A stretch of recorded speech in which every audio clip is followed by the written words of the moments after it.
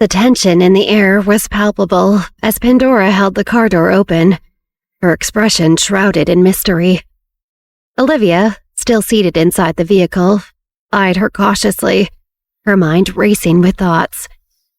She couldn't help but feel uneasy about Pandora's cryptic demeanor and her mention of a friend. Who could this friend be? And why did Pandora want her to meet them?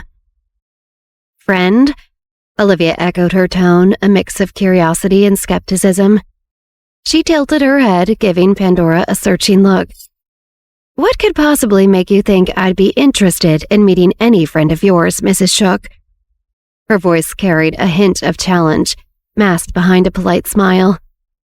Pandora's response was a wave of her hand, a gesture both dismissive and inviting. Don't be challenging, Olivia. It's best to know when to play games and when you shouldn't, Pandora said with the threat clearly between the lines of her words. Olivia eyed Pandora closely as she realized this might be more than she could handle. I saw you yesterday. Your keen eye, your sharp wit. I thought it'd be nice to introduce you to someone who might appreciate those qualities. As she spoke, Pandora gestured behind her. From behind, Pandora emerged a young girl, her figure similar to Olivia's, enveloped in a large, heavy winter coat. Her face was devoid of any discernible expression, yet her eyes sparkled with an unsettling liveliness. Olivia's gaze fixed on the girl, her mind racing. It was Morgana.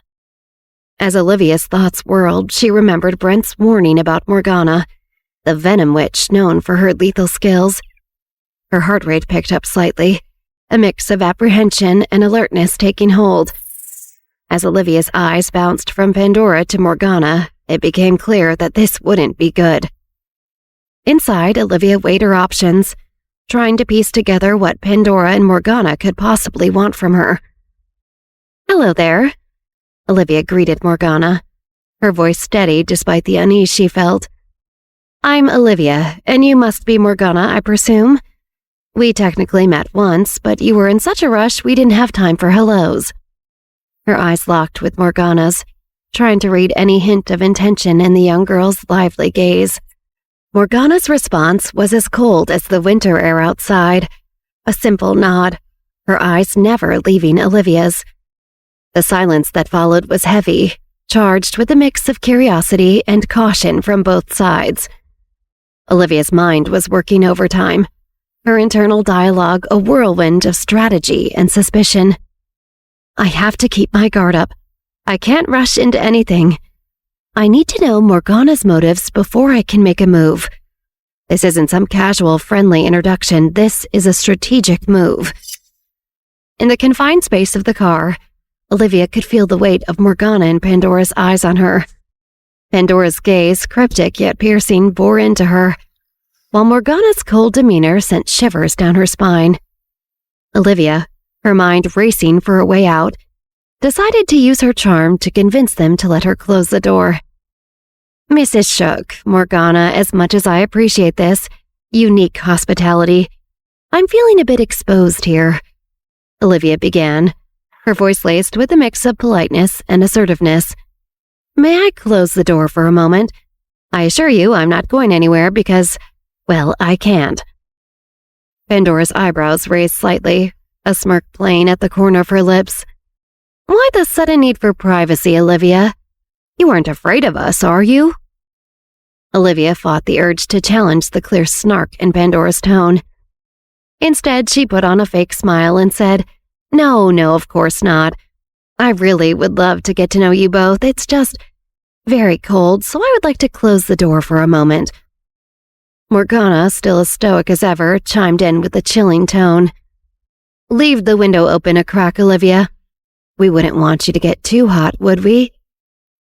Olivia met their gazes with a steely one of her own. Of course. I love a bit of fresh air.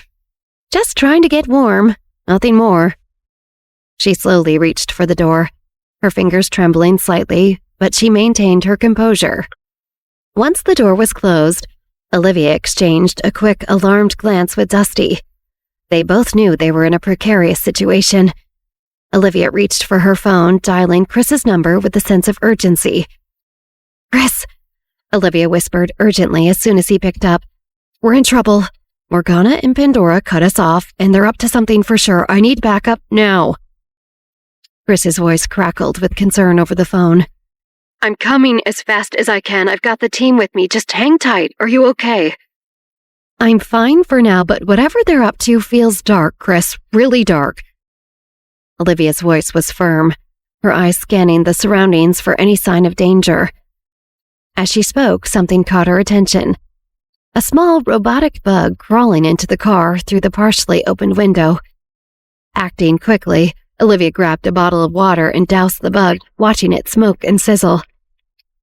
Chris's voice was urgent. Olivia, talk to me. What's happening? There was a bug, a robotic one. I think it's part of Morgana's venom witchcraft.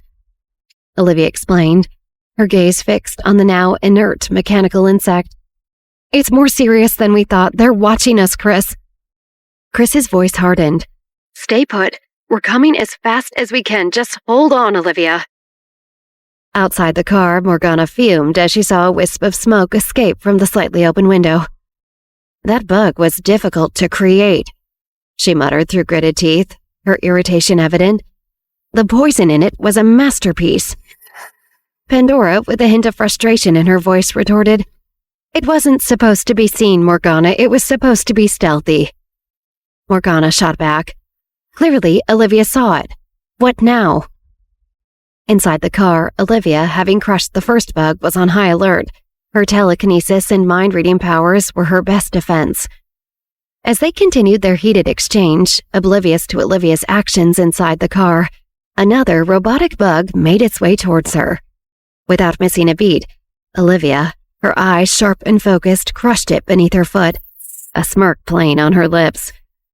Nice try, ladies, but you'll have to do better than that, Olivia muttered to herself, even though Morgana and Pandora couldn't hear her. Using her mind-reading powers, Olivia tapped into Morgana's thoughts, picking up on her next move. The next one will come through the roof, aiming for the bodyguard, Morgana thought.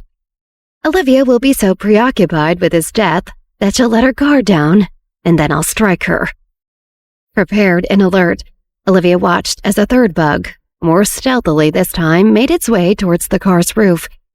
With a swift and precise telekinetic push, she crushed it before it could reach Dusty. Morgana's thoughts grew more agitated, her mind a whirlwind of frustration and anger. How is she doing this? She's ruining everything. Outside, Morgana's composure was cracking, her hands clenching and unclenching in barely contained rage. Pandora, sensing the growing tension, tried to intervene. Morgana, we need to rethink our strategy. This isn't working. But Morgana was beyond reasoning, her eyes fixed on the car. No, I refuse to be outsmarted by her. Inside the car, Olivia leaned back, her expression one of determined defiance. Bring it on, Morgana. I'm ready for whatever you throw my way. Morgana's face was a mask of frustration, her voice seething as she turned to Pandora. This is absurd. How is she thwarting every single attempt? Pandora, equally agitated but attempting to maintain a semblance of control, responded sharply. She's more than just a girl, Morgana. She has something that we didn't anticipate. Well, we need to do something, and fast. Morgana snapped back, her eyes darting around as if expecting Olivia to emerge from the car at any moment.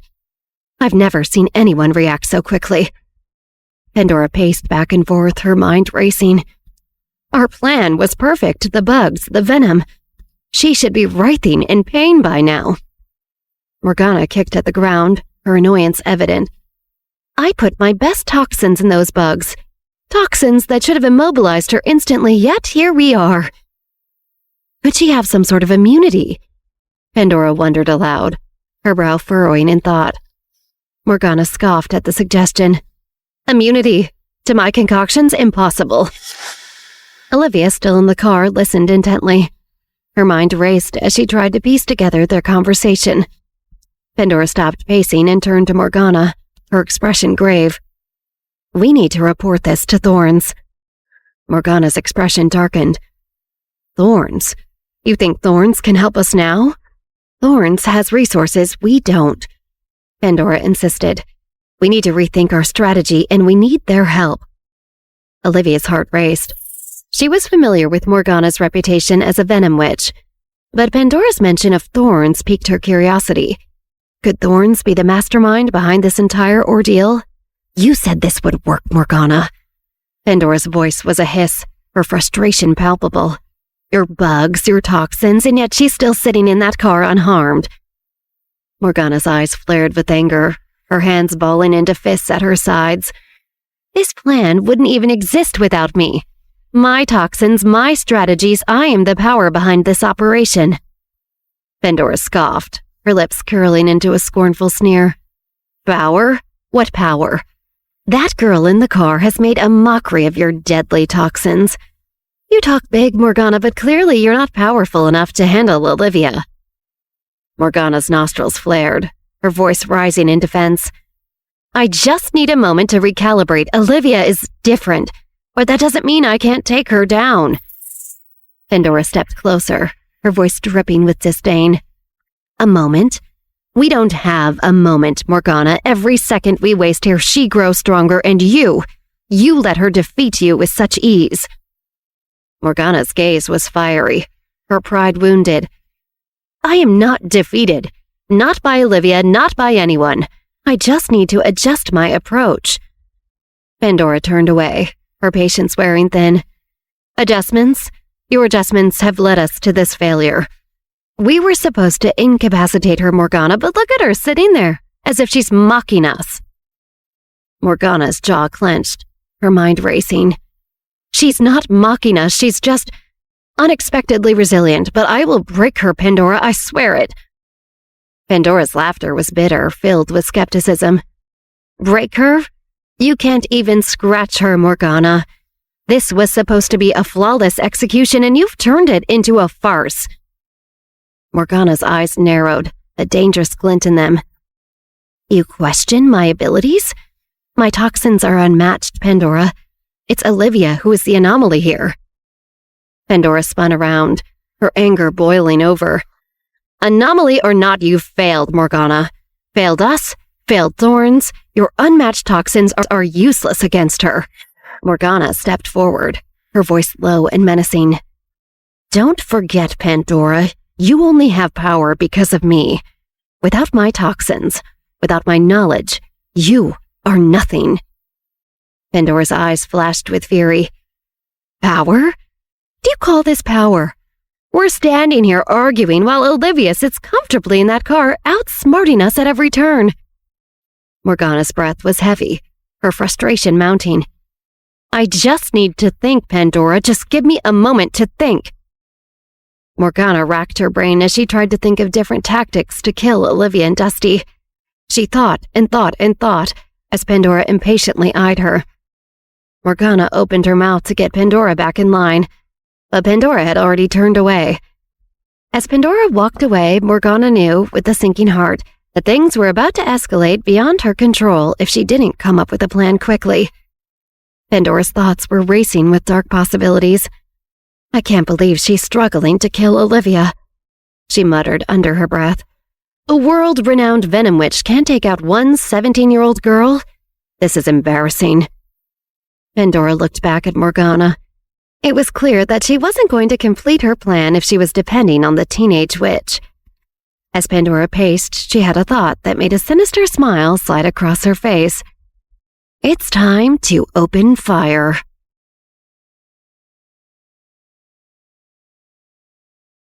Trapped on a secluded, shadow-drenched road, Olivia's heart hammered against her ribs.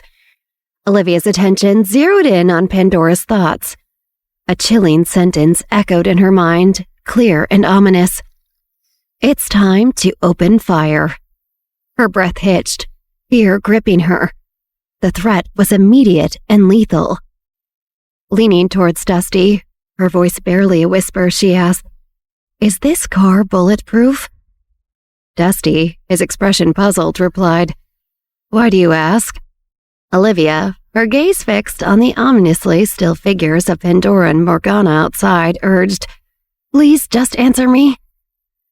There's no bulletproofing on this one, Dusty admitted, a hint of concern creeping into his voice. Olivia's heart pounded in her chest. Her mind raced, trying to devise a plan of escape, but each thought seemed to lead to a dead end. She knew Chris and his team were too far to reach them in time. They were on their own. Internally, she chastised herself. Come on, Olivia, think. There has to be a way out of this. Dusty's voice broke through her frantic thoughts. Is there anything I can do? Just tell me. Olivia turned to him, her eyes filled with an unsettling mix of fear and determination. Dusty, I think we're in deeper trouble than we can handle alone. She peered out the window again, her eyes darting between the two women who seemed to be plotting their next move. Time was running out, and she needed to act fast. If the car isn't bulletproof, what options do we have? Olivia's mind whirled with possibilities. She considered everything from a high-speed escape to using her telekinesis, but each plan seemed fraught with danger. Damn it, there has to be something I'm missing, she thought, her frustration mounting. Outside, Pandora paced restlessly, her posture rigid with impatience. Morgana stood still, her expression unreadable. But the tension in her posture spoke volumes. It was clear they were preparing for something drastic. Olivia felt a sense of dread wash over her as she thought, we're sitting ducks here. If they open fire, we won't stand a chance. She glanced at Dusty, his face etched with concern. I need to protect us, but how? Her mind raced, searching for an answer. Any answer. The sense of helplessness was overwhelming, but she knew she couldn't give in to fear. I need to be strategic, use my powers wisely, she thought, her resolve hardening. There's always a way out, I just need to find it and fast. As the silence stretched on, the tension became almost unbearable. Olivia knew that the next few minutes could decide their fate. It was a race against time, and she needed to win. Olivia's mind whirled with strategies, a desperate plan finally forming. They won't shoot up the car if they're inside of it, she thought. Olivia opened the car door, stepping out into the ominous night. Morgana, Pandora, she called, her voice steady but laced with a hint of urgency. We need to talk. Pandora raised an eyebrow skeptically. Talk? About what, Olivia? Why should we trust you? Olivia knew she had to play her cards right. She gazed at Pandora and Morgana with a calculated calmness, trying to stall for time. I believe we've all misunderstood each other. Olivia began, her voice steady. Perhaps we should discuss this inside the car. I think we might have more in common than we realize. Pandora, her expression unreadable, challenged Olivia. What could you possibly have to discuss with us? Olivia tried a different angle. I respect your skills and intelligence, she said, hoping to appeal to their egos. You are both clearly capable and powerful in your own right. Morgana and Pandora exchanged glances, their cold, distant expressions unchanging. They weren't falling for Olivia's flattery. Pandora's voice was sharp as she cut through Olivia's attempts. You're a terrible liar, Olivia. It would be wise to be honest with us. Olivia looked back and forth between the two women, her mind racing. Where is Chris? She thought frantically. Then an idea struck her. I have information about the person pulling your strings, the one you answer to, Olivia said. Morgana and Pandora shared a brief, curious look before Morgana's skepticism returned. Don't listen to her, Morgana warned. Olivia could sense their curiosity, their resolve wavering ever so slightly. I won't say more until you're inside the car, she insisted. Pandora and Morgana stood their ground, unmoved by Olivia's claim. Tell us what you know, Pandora demanded, her frustration evident. Morgana looked at Pandora in shock. She couldn't believe she was falling for this. Olivia held her ground. Not until we're all in the car. That's my condition. Olivia could see Pandora's resolve cracking a lot faster than Morgana's, but she knew they were a team. If she could crack Pandora, then Morgana wouldn't have a choice but to follow. And the longer they stood at odds, the more time she had for Chris to arrive. Olivia continued, her mind racing for a way to keep them engaged. I know about Thorns, she said, watching their reactions closely. Thorns is behind everything, isn't she? A long moment of hesitation passed between Pandora and Morgana, their surprise at Olivia's mention of Thorns palpable. Pandora opened her mouth to speak, but Morgana stopped her. Pulling Pandora to the side, Morgana said, Don't fall for this. This is clearly a trap. Pandora's eyes shifted from Olivia to Morgana. If it's a trap, how would she know about Thorns? No one knows about Thorns. Pandora whispered. Morgana didn't have a comeback. It was true that no one knew about Thorns, but something about Olivia just didn't sit right with her. Her knowing Thorns is suspicious, but she also knew how to kill my bugs. Something's up with her. I wouldn't trust it, Morgana said, trying to keep Pandora from falling for Olivia's trap. Well, maybe your bugs just weren't good enough to get her, Pandora said before she moved away from Morgana. Pandora locked eyes with Olivia for a long moment, trying to see if her eyes would reveal the truth, but Olivia didn't waver. Finally, Pandora's frustration peaked. Fine, tell us what you know about Thorns, she repeated, her tone a mix of curiosity and impatience. Slowly, cautiously, Pandora and Morgana stepped into the car, their eyes never leaving Olivia. As they settled inside, the tension in the air was thick, a palpable sense of danger and intrigue filling the confined space. Olivia's mind raced with thoughts. This has to work, she thought. I need to keep them talking until Chris arrives. Pandora's voice broke the silence. Well, what do you know about Thorns? Olivia met her gaze, her expression a mask of calm. I know more than you think. But first, we need to understand each other. Morgana's eyes narrowed, her suspicion evident. Why should we believe anything you say?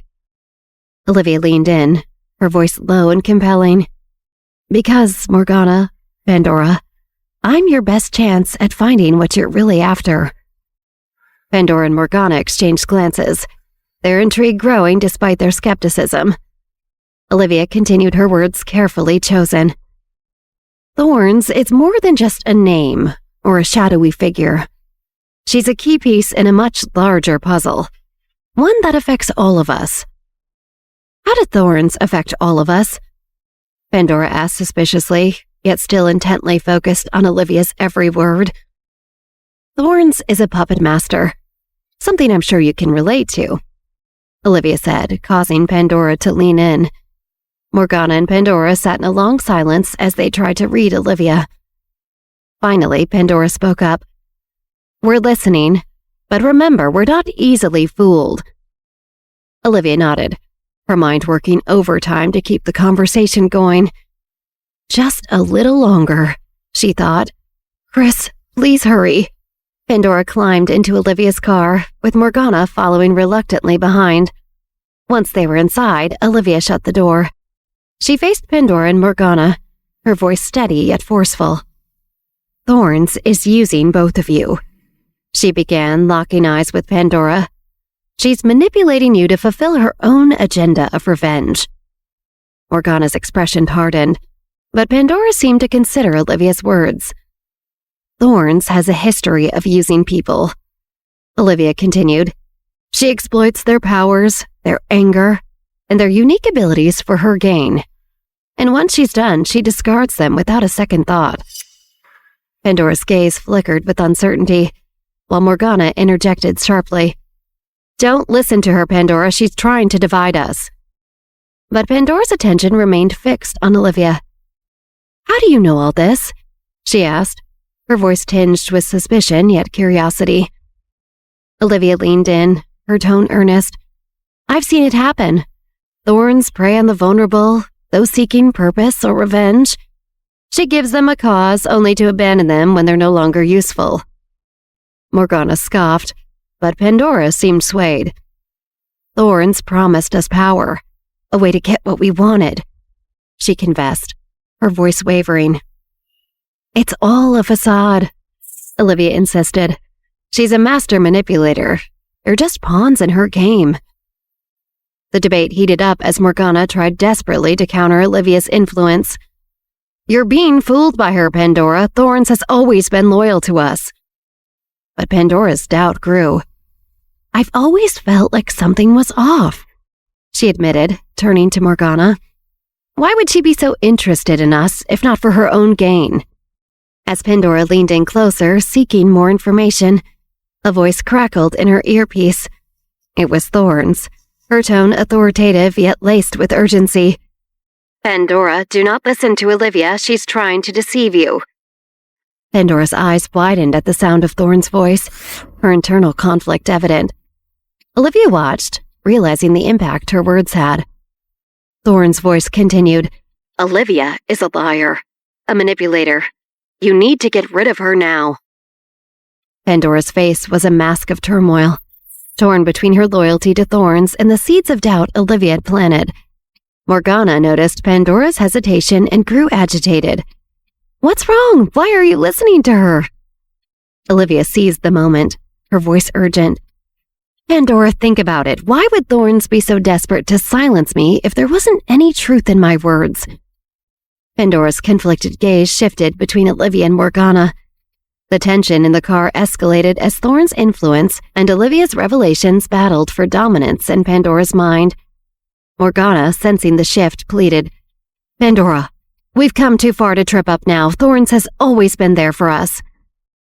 Olivia interjected, her words resonating with conviction.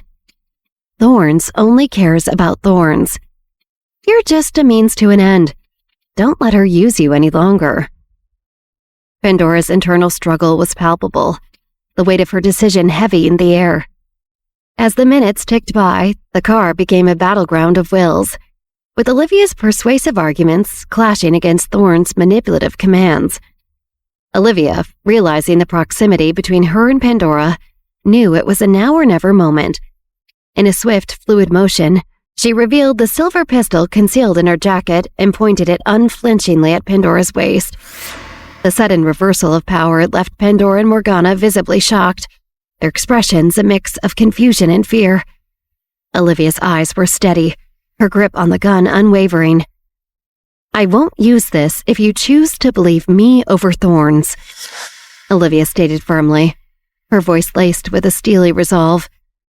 Pandora, her confidence shattered as she looked down at the gun, her mind racing. Morgana, equally taken aback, looked from Olivia to Pandora, uncertainty written all over her face. The car was silent save for the faint sound of their breaths, the tension thick enough to slice through. Olivia's gaze didn't waver, her eyes locked with Pandora's. She could see the wheels turning in Pandora's mind. Pandora's voice was a mere whisper, strained with indecision. "Why should I trust you, Olivia?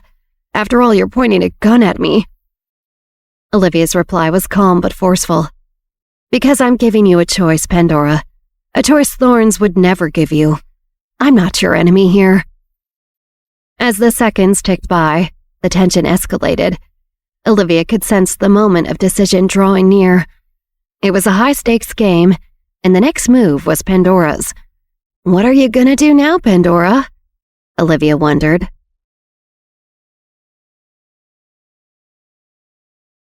Olivia held her gun steady, trained on Pandora, hoping she could convince the young Mrs. Shook to turn against her mysterious puppet master. When Olivia found out about Grandpa Shook willing everything he had for Steve and Robbie, she did honestly feel a twinge of sympathy for Pandora. The woman had spent years married to this old man, and even longer before that taking care of him. But once he passed away, she would have nothing. Olivia could understand why that would frustrate someone. In Pandora's ears, Thorn's voice of certainty rang through their communication device. "You have to believe me, Pandora, or else you will lose everything." "Believe you?" Pandora muttered, erratically looking around the room in thought before looking back to Olivia, trying to size her up. She didn't know Olivia was prying into her thoughts. Olivia heard Pandora think, "Should I really be trusting Thorns this fully, someone I don't know at all?" Olivia was excited to hear this. This was an opportunity to drive a wedge between Pandora and whoever was really calling the shots. Don't believe her. You don't know her at all, Olivia said, strategically echoing Pandora's inner doubts back to her. Anders originally believed in thorns too, and what happened to him in the end? Anders is dead now. Anders... Olivia surprised herself, choking on the words. She couldn't finish the sentence. Olivia frowned, putting those names together. Anders. Pandora. Olivia immediately understood. Thorns was targeting specific types of people, and there was a clear way that Anders and Pandora were similar. Thorns was good at guessing what was in people's hearts, and great at knowing which one she could make use of. Olivia felt her gun growing heavy in her hands, her forearms on fire, but renewed her grip on it, determined. Pandora, you must know that you've already taken the wrong steps. You're traveling down a really dangerous path. If you don't turn back now, it will be too late for you. Pandora tilted her head quizzically. Turn back? Yes, turn back, Olivia insisted. You have a million other ways you could fight for Shook to take care of you, but you chose the most foolish, dangerous way. Don't continue to make this mistake. You're not stupid. Turn back? Pandora suddenly laughed. I can't go back. I've never regretted what I've done. I only regret that I did it too late. I acted too slowly, which is why I now find myself with this... Pandora gestured to her earpiece. Partner. Olivia took this in, looking at Pandora. She had as much pity for the beautiful woman before her as terror at what she was capable of. Pandora took a couple of languid steps toward Olivia and raised her hand to brush it softly against Olivia's cheek. You're so young. It's good to be young. When I was your age, I think it was honestly the best time of my life. Everything was still ahead of me. There were so many things I wanted to do.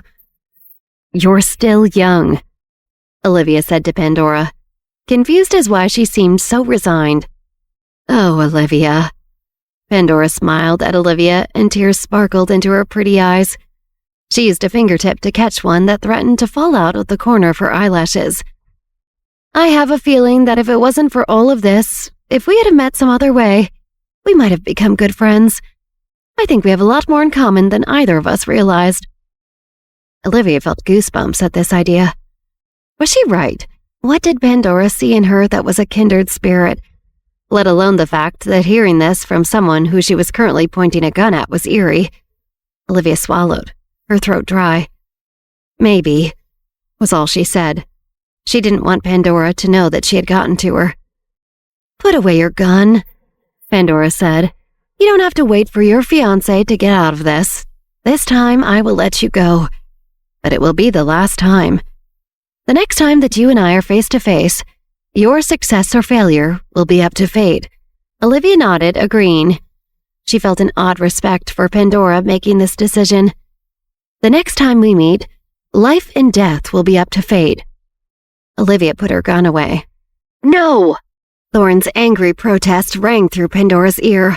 Pandora, you can't let Olivia go now. You have her. Thorns did worry that Olivia had guessed her identity because of the connection with Anders. If she had any inkling who Thorns was, it would be very dangerous for Thorns.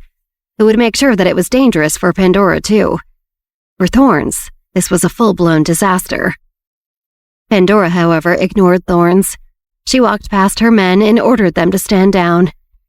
Let's go back, she said to the leader of her men, who still had his own gun out. Huh? The man paused for a second. You're going back just like that? You're not going to kill her? He wasn't used to taking orders from people who showed any kind of mercy or expressed any type of regret. We're going back to the Shook family mansion, Pandora said, cold. She was growing impatient with this man. Conversely, she wasn't used to seeing hired guns question the people who gave them orders. This soldier, along with the others, had been excited to finally take out their target. With one last longing glance toward Olivia, he said, Yes, ma'am. He was still confused, but knew that Pandora was in charge. He put his weapon away and signaled to the rest of the men to do the same. Pandora shook her head at his hesitation. His lack of faith in her was unsatisfactory. As Pandora and her men left, ducking around a corner and getting into their own car, a group of new cars arrived and squealed to a stop.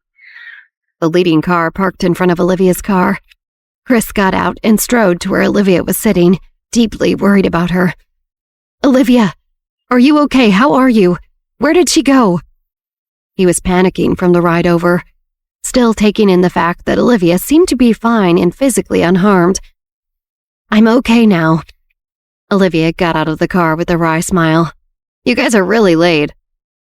"We could have been earlier," Sven said, getting out of the car after Chris. "But we stopped to pick somebody up halfway."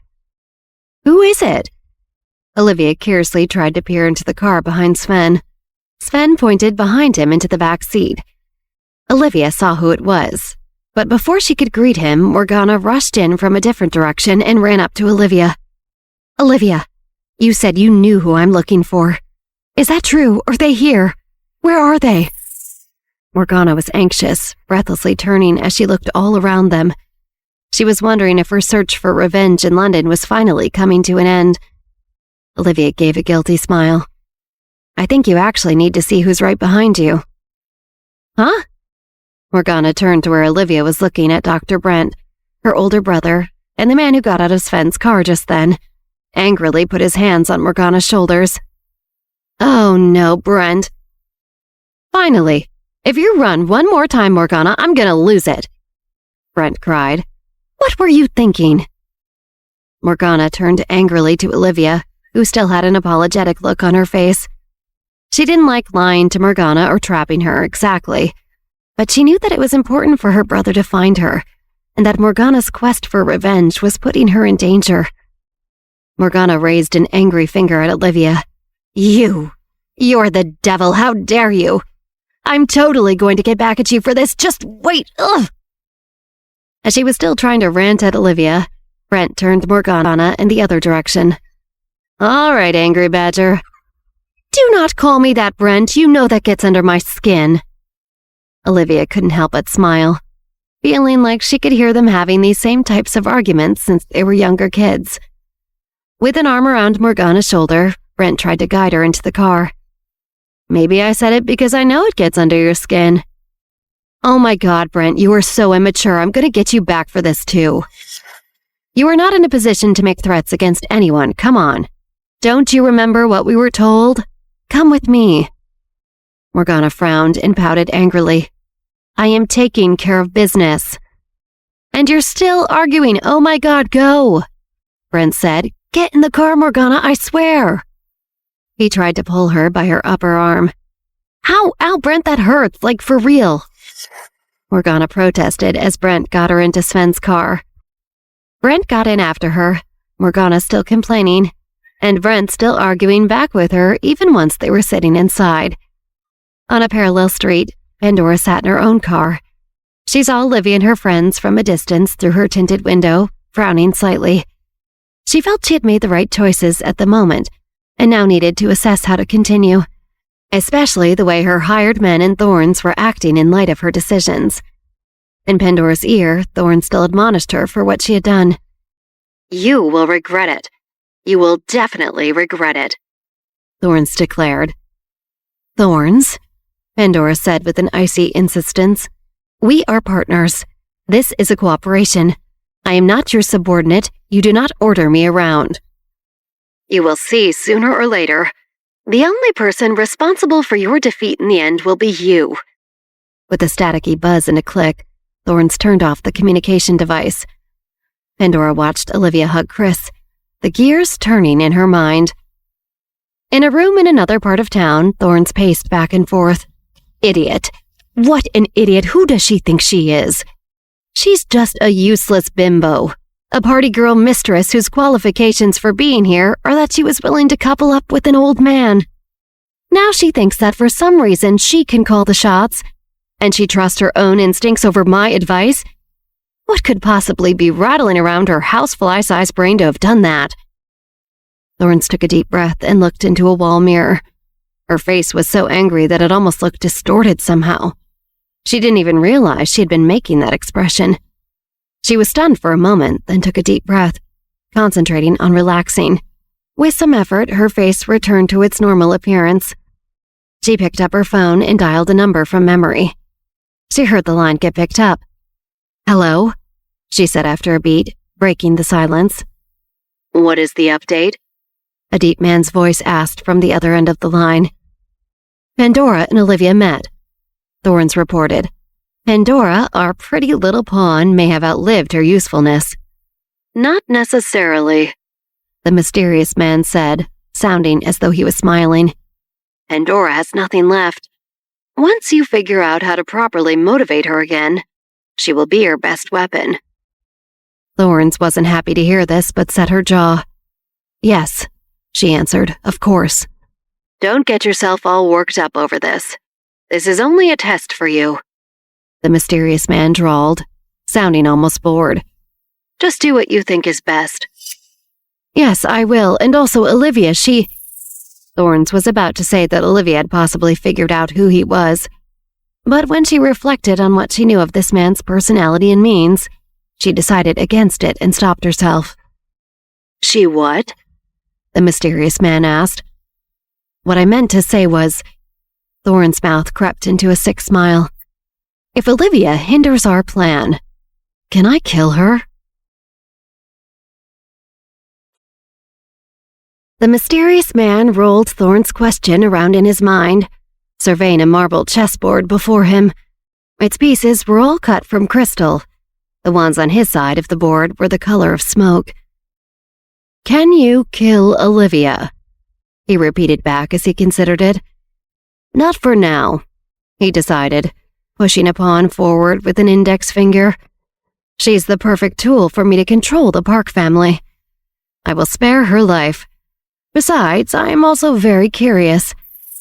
After a beat, Thorns was worried she lost connection on their call. You are curious about what? Nothing. That is all for now, her mysterious superior said with a wave of his hand, thinking better of inviting her into his thought process. If you need anything, you know how to contact me. Thorns sighed and shook her head. Okay. She hung up with a beep. The mysterious man put his phone down beside him and looked over all the pieces on the chessboard before him. He muttered the real end to his sentence to himself. I am also very curious about how powerful Chris Jones will become with Olivia around. He laughed softly to himself as he raised his hand over the opposing set of pieces and rested 2 fingertips on the opposing king and queen. As Sven pulled the car up to the gates of the Chang's manor, Olivia smiled at Chris's worried face. You promise? He asked her. I promise, Chris, I will not go anywhere again without letting you know. Chris nodded, unsure whether he should believe her. She got out of the car, and Dusty got out of the car to accompany her as well. Olivia and Chris shared a long, affectionate look. Bye, Olivia said. Bye, Sven cut in, joking. Olivia laughed and shut the car door. As she was walking up towards the door of the manor, Olivia felt eyes boring into her from somewhere. She turned around to see Morgana's face glaring angrily at her from the car. Behind Morgana, she could see Brent angrily saying something to her, probably telling her to stop staring at Olivia. Morgana argued back, then threw her head back against the headrest in exasperation as Brent continued admonishing her. Olivia smiled, thinking that in the midst of all the life-or-death brutality going on around them, witnessing 2 siblings bickering felt very cute. She laughed softly, noting that the way Morgana embodied being such a little sister, even though she was the same age, was funny. Dusty noticed Olivia come to a halt to watch this, and didn't seem to find anything amusing about the moment. We should get inside, he reminded her gently. Olivia thought he could be a little humorless sometimes, but he was a very focused bodyguard, which was good. Yeah, thanks. Olivia led Dusty around the back of the mansion to the pool house. They entered, crossing the dark living room area, and pushed open Wendy's bedroom door. They saw Steve and Wendy both sleeping on top of the covers of the bed, their heads at odd angles over the bed's decorative pillows, with Robbie passed out between them. The scene warmed Olivia's heart. Olivia muttered and smiled at Dusty. You're so sweet, don't you? But she stopped mid-sentence when she saw that Dusty frowned, apparently unhappy about seeing the 3 of them sleeping soundly together. Dusty, what's wrong?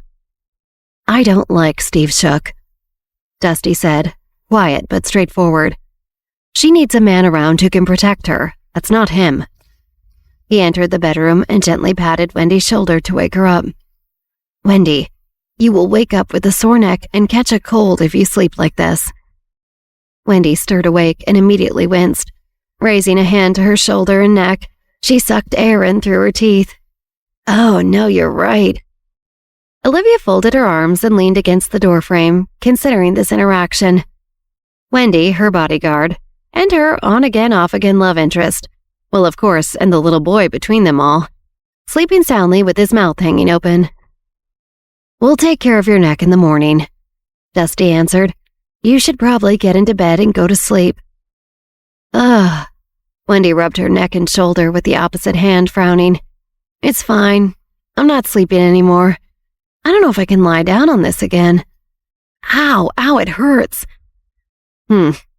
Dusty lifted his hand to the same spot and massaged Wendy's neck carefully. Is that better? Yes, Wendy said gratefully. Much better. Dusty smiled with satisfaction, and Olivia raised her eyebrows, knowing for the first time that he was probably thinking to himself about how Steve was the one to blame for letting Wendy fall asleep in an awkward position on top of the covers. Dusty was also probably thinking that Steve wouldn't be able to help Wendy's pained neck like this. Olivia hadn't bothered to check in on Dusty's thoughts, so it never occurred to her that there might be such drama beneath the calm surface. Wendy's pained noises and Dusty and Wendy's conversation woke Steve and Robbie up, who were both very groggy. Their bodies were still healing, so they'd been sleeping very deeply. Olivia could see, though, that Steve laid eyes on Dusty rubbing Wendy's neck, and his sleepy confusion gave way to intense jealousy. Steve rubbed his eyes, trying to appear nonchalant. Wendy, did something happen? I just slept wrong, she said, wincing. Really wrong, ugh. Steve turned to Dusty. Are you a trained masseuse, Dusty? Dusty eyed Steve, then turned back to Wendy. A massage therapist? No. It's helping a lot, Wendy said, oblivious to Steve's feelings. Robbie, precocious for his age, looked between Steve and Dusty, understanding what was happening. He leaned over to Steve, cupping his hand around Steve's ear and whispering into it. Don't worry, Steve. You're way more handsomer than this guy. Nobody else heard that, but Steve laughed. Thank you. We gotta get you back to sleep, buddy. Olivia couldn't take the awkward situation any longer and felt like she had to break it up.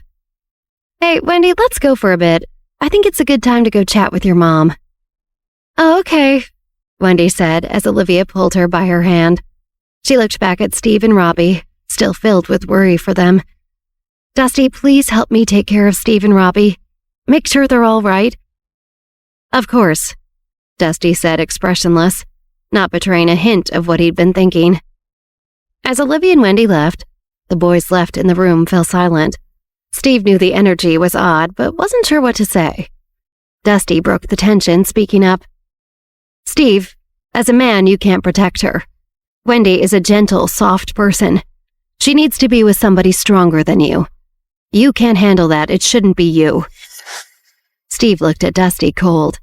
He did not say anything. He couldn't deny that he had just been in a gravely dangerous situation where he was not able to protect himself or his younger brother. He didn't feel confident protesting to say that he could actually protect Wendy, especially when compared to this man who was a literal bodyguard. But he knew his feelings for Wendy were stronger than anybody else. Suddenly, Robbie burst out laughing, startling Dusty and Steve. He fell back onto the bed, holding his stomach because he was laughing so hard. Robbie finally collected himself enough to speak. You think Steve isn't strong enough to protect the people he likes? You're so wrong.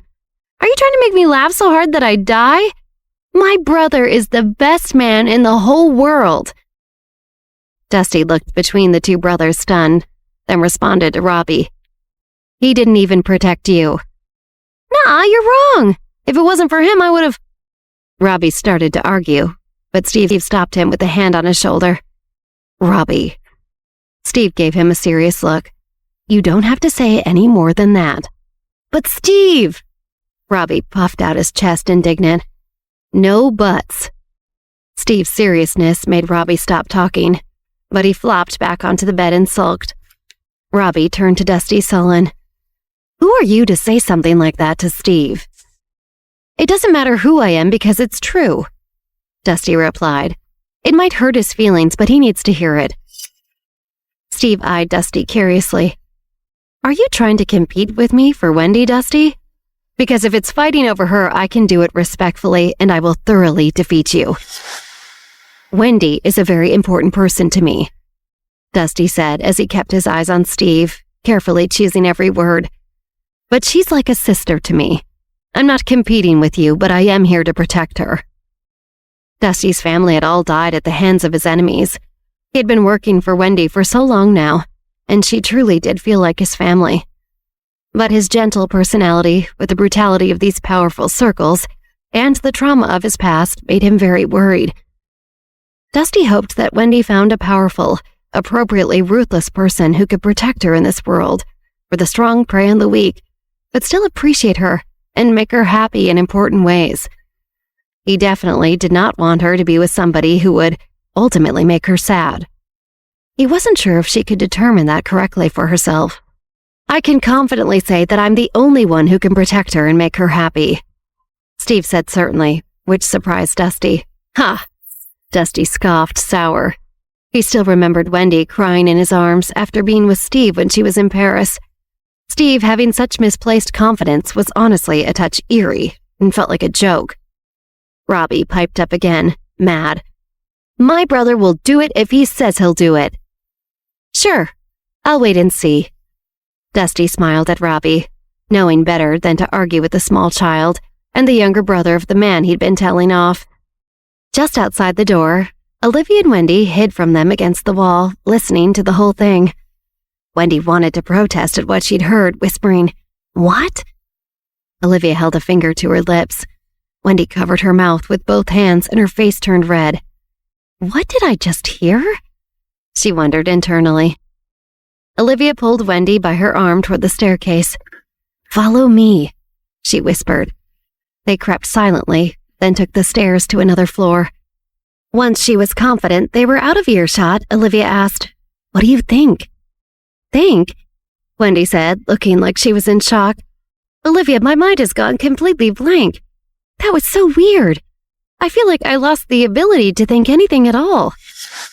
Wendy struggled to process it, but what she had heard just now was too confusing to accept. "Then what are you feeling?" Olivia asked with a smile.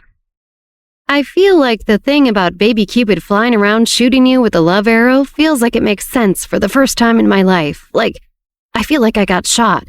My ears are ringing, my chest kind of hurts." Olivia laughed. "Well, I guess we'll make sure we track that baby down and take away his weapons." "Yeah," Wendy nodded, still dazed. Olivia crossed her arms and gave Wendy a sly smile. "I have a follow-up question about this Cupid arrow. Maybe you can ask me later. My brain feels like scrambled eggs right now," Wendy said, looking miserable. Olivia forged ahead despite Wendy's protest. "Do you still like Steve Shook?" Wendy, staring off into the distance, nodded vigorously. "Yes, I do." "Really? You swear?" Olivia clarified. "Yes." Olivia smiled and placed a hand on Wendy's shoulder. "Then I have some bad news. You need to go tell your mom that her future son-in-law is in your bed." Wendy's legs trembled with each step she took towards her mother's bedroom. Olivia's advice, which had really been more like a command, was sound, but it didn't make it any easier to do. Wendy walked slowly to the door that stood between her and her mother. How will my mom possibly take the news that there's a boy in my bed? And not only that, but he's been there for a while, and I didn't tell her until now. Wendy was filled with dread, but there was no turning back now. She knocked on the door. "Mom?" Wendy called through the door more timidly than she intended and cringed at herself. Great, now she'll already know I'm hiding something. "Come in," her mother, Desiree Chang, invited pleasantly through the door. Wendy took a quick, short breath in and out and gently opened the door. She started to step inside but paused and turned back to Olivia. You're really not going to come in with me? Maybe there was still a chance to turn back after all, she thought. Sorry, you've got to do this one on your own. But it'll be fine. Get in there. Olivia waved Wendy on to the door encouragingly. It wasn't that she was afraid to deliver the news to Wendy's mom. It just needed to come from her daughter instead. Wendy bit her lip and rolled her eyes at Olivia. Fine, she whispered. She gritted her teeth, turned back to the door, and resolutely opened it. Wendy gradually walked towards her mother and prayed for every ounce of bravery she could muster. She cleared her throat. Mom, what are you up to? Oh, just doing some reading.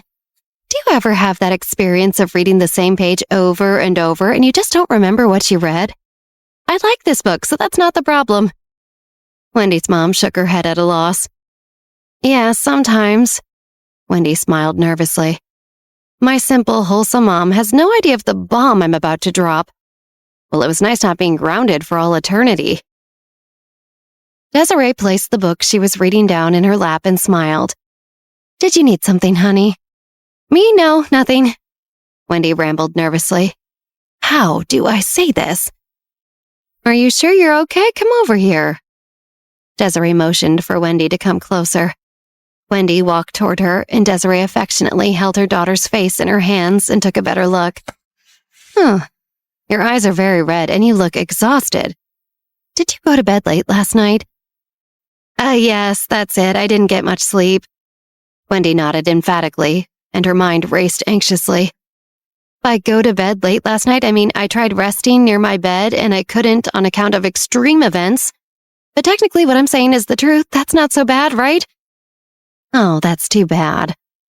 Desiree thought it over for a moment. Then her face brightened. You must be pretty excited that Olivia's visiting. Desiree smiled knowingly. Exactly, I'm so happy she's here. I can barely contain it. Wendy agreed enthusiastically. She decided to run with the upbeat momentum of the conversation. Maybe I can say it quickly and she won't even really notice, Wendy thought desperately. That's actually not all who's here, Wendy added breezily. Oh, did Millie come too? Desiree sounded pleased at the idea. Not exactly. Wendy hesitated. She imagined Steve upstairs, passed out in her bed. He was exactly the opposite of Millie in every way.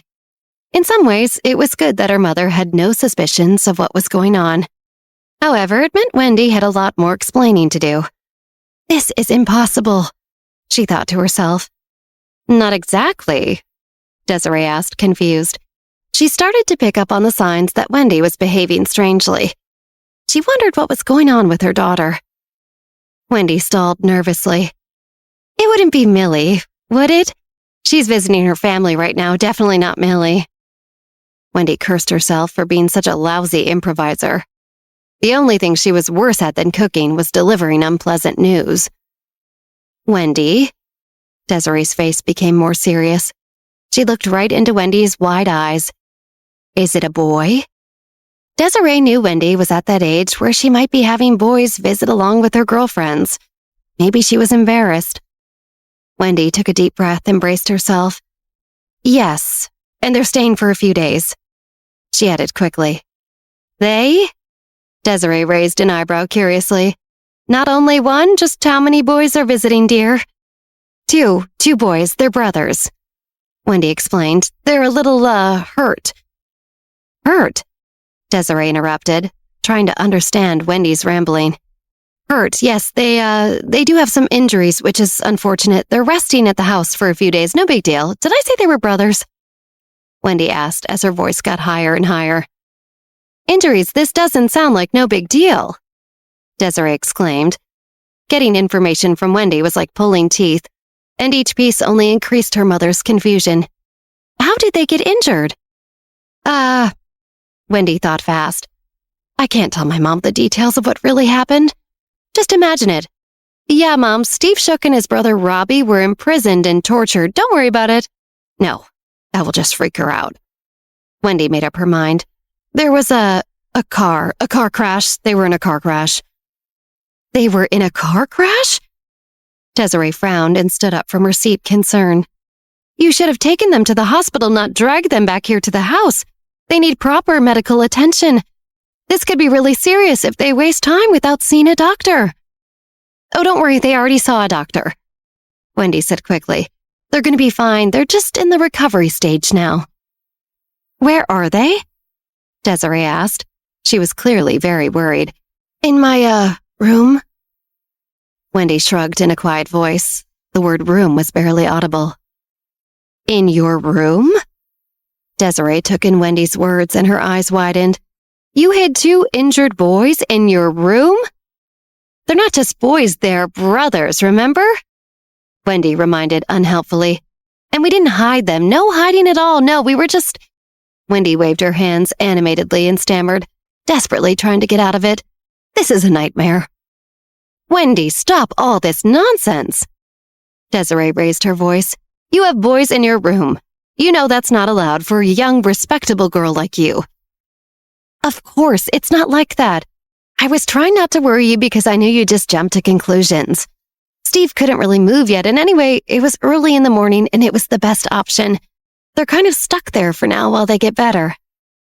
And where did you and Olivia sleep last night? Desiree asked gravely. Her imagination ran wild with horrifying possibilities. It's a mother's worst nightmare coming to fruition. I don't want to believe Wendy would fall into this kind of behavior, but teenage girls can be impulsive at this age. It would be incredibly foolish, especially since her friend Olivia is already engaged. Oh dear. We didn't sleep, Wendy started to say. Oh, it's even worse than I thought. Desiree gasped. No, Mom, that's not what I mean. Wendy rubbed her face with her hands in frustration. We were busy taking care of them all night because they're hurt. Robbie was burning up with a dangerously high fever and Steve almost died. You said they were fine, Desiree exclaimed. Which is it? What really matters is they're much better now, Wendy assured her mother. Well, thank goodness. Desiree let out a long sigh of relief. But I am still upset, you know. You had a whole crisis going on. Why didn't you tell me? Desiree's expression became resolute. Very well, let's go to your room. The color drained from Wendy's face. My room? Now? What else do you think we're going to do? Desiree asked, exasperated. Just go about our normal days like nothing's happening? Well, no. Wendy hesitated. Olivia only told me to tell my mom that Steve and Robbie were there. She didn't say anything about bringing my mom to actually see them. What should I do? Wendy tried to think of any way to stall. Just hang on a minute. Wendy hurried out of the room. Desiree shook her head, at a loss for what to make of her daughter at that moment. She figured Wendy must have gone to consult Olivia on what to say. Desiree knew that Wendy relied on Olivia quite a bit, but she worried if this continued too much, her daughter might not be able to make decisions of her own. Wendy was not known for her bravery or assertiveness. With Olivia around, Wendy had someone else to take charge and call the shots. But what about when Olivia isn't around? Desiree wondered. Will Wendy be able to independently make it on her own out there? She's too reliant on Olivia for everything. Desiree sighed deeply. Her daughter and Olivia were so different from each other, even though they were the same age. Desiree's musings were interrupted as soon as Wendy returned. Wendy motioned for her to follow upstairs. Mom, come with me. Desiree wanted to say so many different things to her daughter, but she kept them to herself for now. She followed Wendy to her room, and Olivia was also waiting outside the door. When they opened the door, Desiree saw Dusty standing there as well. He was watching a little boy with bandages on his face. The boy wore pajamas that were much too big for him. It's a child, Desiree realized. A sweet, innocent little child. Wendy didn't say anything about a child. Her heart immediately softened. Desiree noticed a larger person who was tall enough for his feet to extend slightly over the edge of the bed. She walked over slowly, one cautious step at a time, and saw a young man lying there. He smelled strongly of medicine and ointments. His face was pale and he was alarmingly thin, as if he'd been starving. Bandages covered his body, which clearly showed that he had sustained many injuries. He looked like he had a long recovery ahead of him. This was definitely no car accident, she concluded. Suddenly, Steve stirred and lifted his head. Mrs. He opened his eyes and looked at Desiree. He instantly recognized her as Wendy's mom. Ah, you're awake, Desiree said, somewhat resigned to the situation.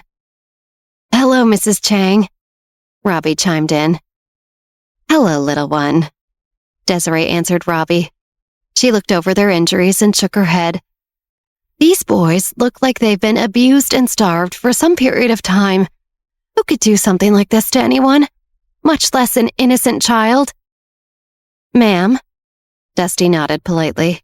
Desiree made a decision. Dusty, could you please go down to the kitchen and have them prepare some porridge to send up? She looked back at Robbie and smiled. And some crumpets as well. Of course, Dusty replied and walked out. Thank you, Mrs. Chang, Robbie exclaimed. You're so very welcome, dear. Desiree smiled back at him. Wendy felt overwhelmed with relief that her mother was handling everything so well. She's already taking great care of Steve and Robbie, having some food sent up. Wendy suddenly remembered that it had been hours and hours since she fed them. Mom, how did you know they'd be hungry? It was a pretty safe guess that they're starving, Desiree sighed. We all know anything you make is completely inedible. Mom! Wendy groaned as her face turned bright red. She looked down at the floor and could not think of any defense. She's right. I'm just not cut out for being a cook. Desiree took a calming breath and snapped her attention to Steve. Now that that's out of the way, she looked him right in the eyes before continuing. So are you dating my daughter? Everyone fell silent. Wendy felt like she wanted to die of embarrassment as she looked at Steve's stunned face. The two of them locked eyes for a moment. What is Steve going to say? Wendy prayed for a meteor to hit her house right at that moment. Anything that would put this mortifying silence to an end. Her face turned a brilliant shade of red. She realized this was maybe her mom's clever plan all along. My mom acted like she was taking the news about keeping boys in my room really well. But that was just so she could actually kill me from embarrassment instead, Wendy thought. The woman's a mad genius. Wendy could no longer stand the silence or the look on Steve's stunned face. Mom, what are you talking about? She asked, mortified. Don't interrupt, Desiree warned. Wendy closed her mouth obediently. Desiree turned back to Steve Shook. Well, answer the question. Are you dating my daughter? Steve took a breath. We are not dating, no, Steve admitted. His words were true, but they also had a little sadness. Steve, Wendy started to speak, but Olivia suddenly grabbed her arm. I think we should let Steve Shook and Wendy's mom discuss this matter alone, Olivia said diplomatically as she led Wendy and Robbie out of the room. Hey, I want to see how it ends, Robbie protested. You'll find out later, Olivia whispered and pulled him out the door. Wendy took one last panicked look back at Steve before Olivia shut the door. Desiree and Steve were the only ones left in the room. Desiree narrowed her eyes at him skeptically. Outside the door, Wendy kneeled down on the floor. What are you doing? Olivia hissed. I'm going to listen to what they say, Wendy insisted. She bent down to bring her ear closer to the gap under the door. Hey, I like that idea. Robbie grinned and kneeled down next to Wendy to listen. Wendy, come on, get up off the floor. You don't need to eavesdrop on them. You have nothing to worry about, Olivia assured her. But, Wendy hesitated. Of course, she desperately wanted to know what her mother was going to say to Steve next. Olivia coaxed Wendy up off the floor. Think about it. Your mom loves you. We all know Steve loves you. Olivia laughed. Wendy blushed when Olivia said this. It's just two people in there talking together. Nobody's gonna get hurt, and neither are you. Olivia patted Wendy's shoulder comfortingly. Besides, it's better this way. Way less awkward, you know? You would just be dying of embarrassment the whole time and probably interrupt and ruin the whole thing. Well, I guess you're right. Wendy knew that what Olivia said made a lot of sense. When her mom first asked Steve if they were dating, Wendy had been so mortified that she forgot to breathe. It's probably for the best that I stay out of it, Wendy agreed. Come on, let's go somewhere else and hang out for a while, Olivia said and pulled Robbie up too. Wendy sighed. Okay, fine. Wendy paused for a minute, then asked, Olivia, do you think it's all happening too fast? Happening too fast? What's happening too fast? Olivia asked. She looked curiously at Wendy. I mean, Wendy trailed off, thinking about everything that had happened between her and Steve. One minute, I think he's not attracted to women at all. And then all of the awful stuff with the letter leads me to find out he was a complete jerk, right? So I ran away to forget all about him. And I thought I did a pretty good job all that time, until I saw him again in Paris. It was so confusing, and he acted so jealous. But then he apologized, and we kissed, but then I freaked out and fainted on Dusty, and it was a whole mess. It felt fast at the time, and I got scared. Wendy relived their complicated past at 1,000,000 miles a minute, barely pausing for breaths. Wait a minute, are you talking about my brother, Steve? Robbie asked, dumbfounded. He looked up incredulously at Wendy. That can't be right. That sounds nothing like him.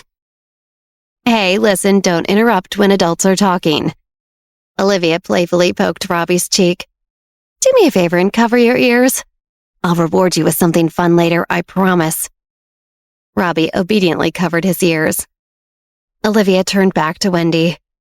Some people get together really easily, and that's the end of the story.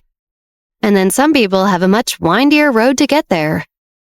I understand that you would have a lot of complicated feelings after everything that's gone on between you.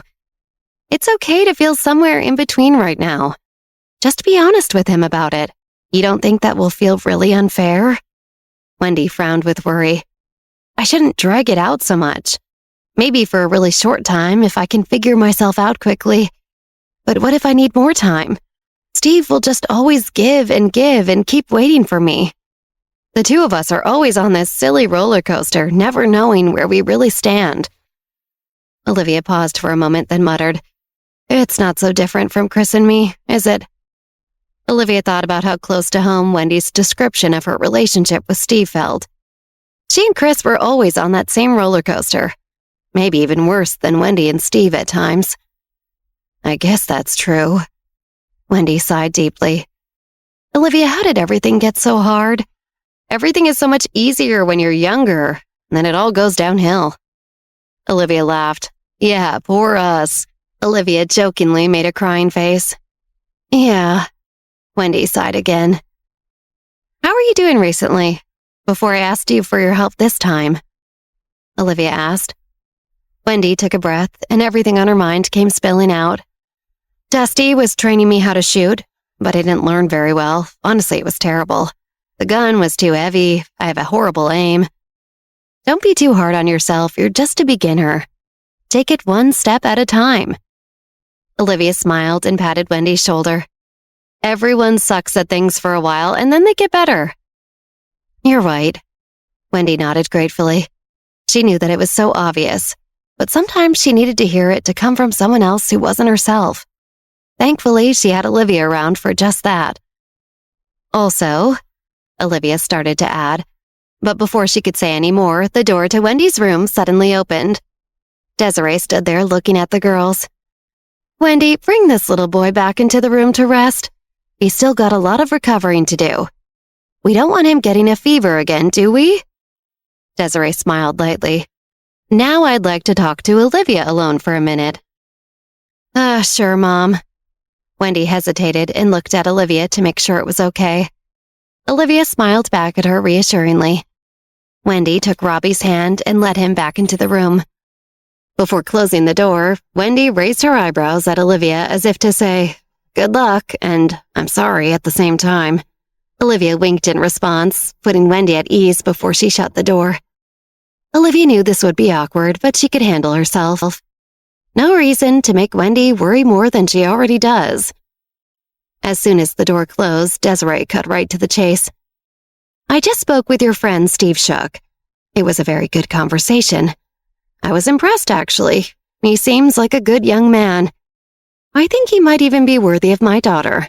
That's good then, isn't it? Olivia asked hopefully. Desiree stepped closer to Olivia and gave her arm an affectionate squeeze. Why don't you walk with me and I'll explain? Olivia nodded and followed Desiree down the hall. Don't get me wrong, I love Wendy very much and I'm so proud of her. Desiree started. She seemed hesitant to Olivia. Of course, Olivia encouraged. Wendy is a lovely person and a wonderful friend. Yes, the thing is, Desiree chose her words carefully. I think Wendy may not be ready for a relationship like this. Desiree spoke softly. It's not her fault, really. She's not immature in the sense that she doesn't act her age. It's just that she had less experience. We were always very protective of her, and she's been very sheltered. I didn't want her to get hurt. No one wants that for their child, but now I recognize that overcoming hardships and working through struggles is how you learn to know yourself and stick up for yourself. I don't think Wendy has that strength yet. I think it's important before one gets into a serious relationship. Olivia nodded. She personally had the unfair advantage of wisdom from a life where she was older in years, an adult in a teenager's body. She remembered how it was to be just like Wendy, and in some ways it nearly got her killed. However, she had learned from it, and life was much better the second time around. Yes, Olivia agreed. Suffering can be the best way to make someone grow and adapt. A fond smile came over Desiree's face as she thought about Wendy. You know, Wendy is exactly the same as I was when I was young. Desiree laughed suddenly. Her personality is so similar. She really is my daughter. When we fall in love with someone, we fall in head first. Sadness gradually crept into Desiree's eyes. Olivia could sense she was recalling painful memories.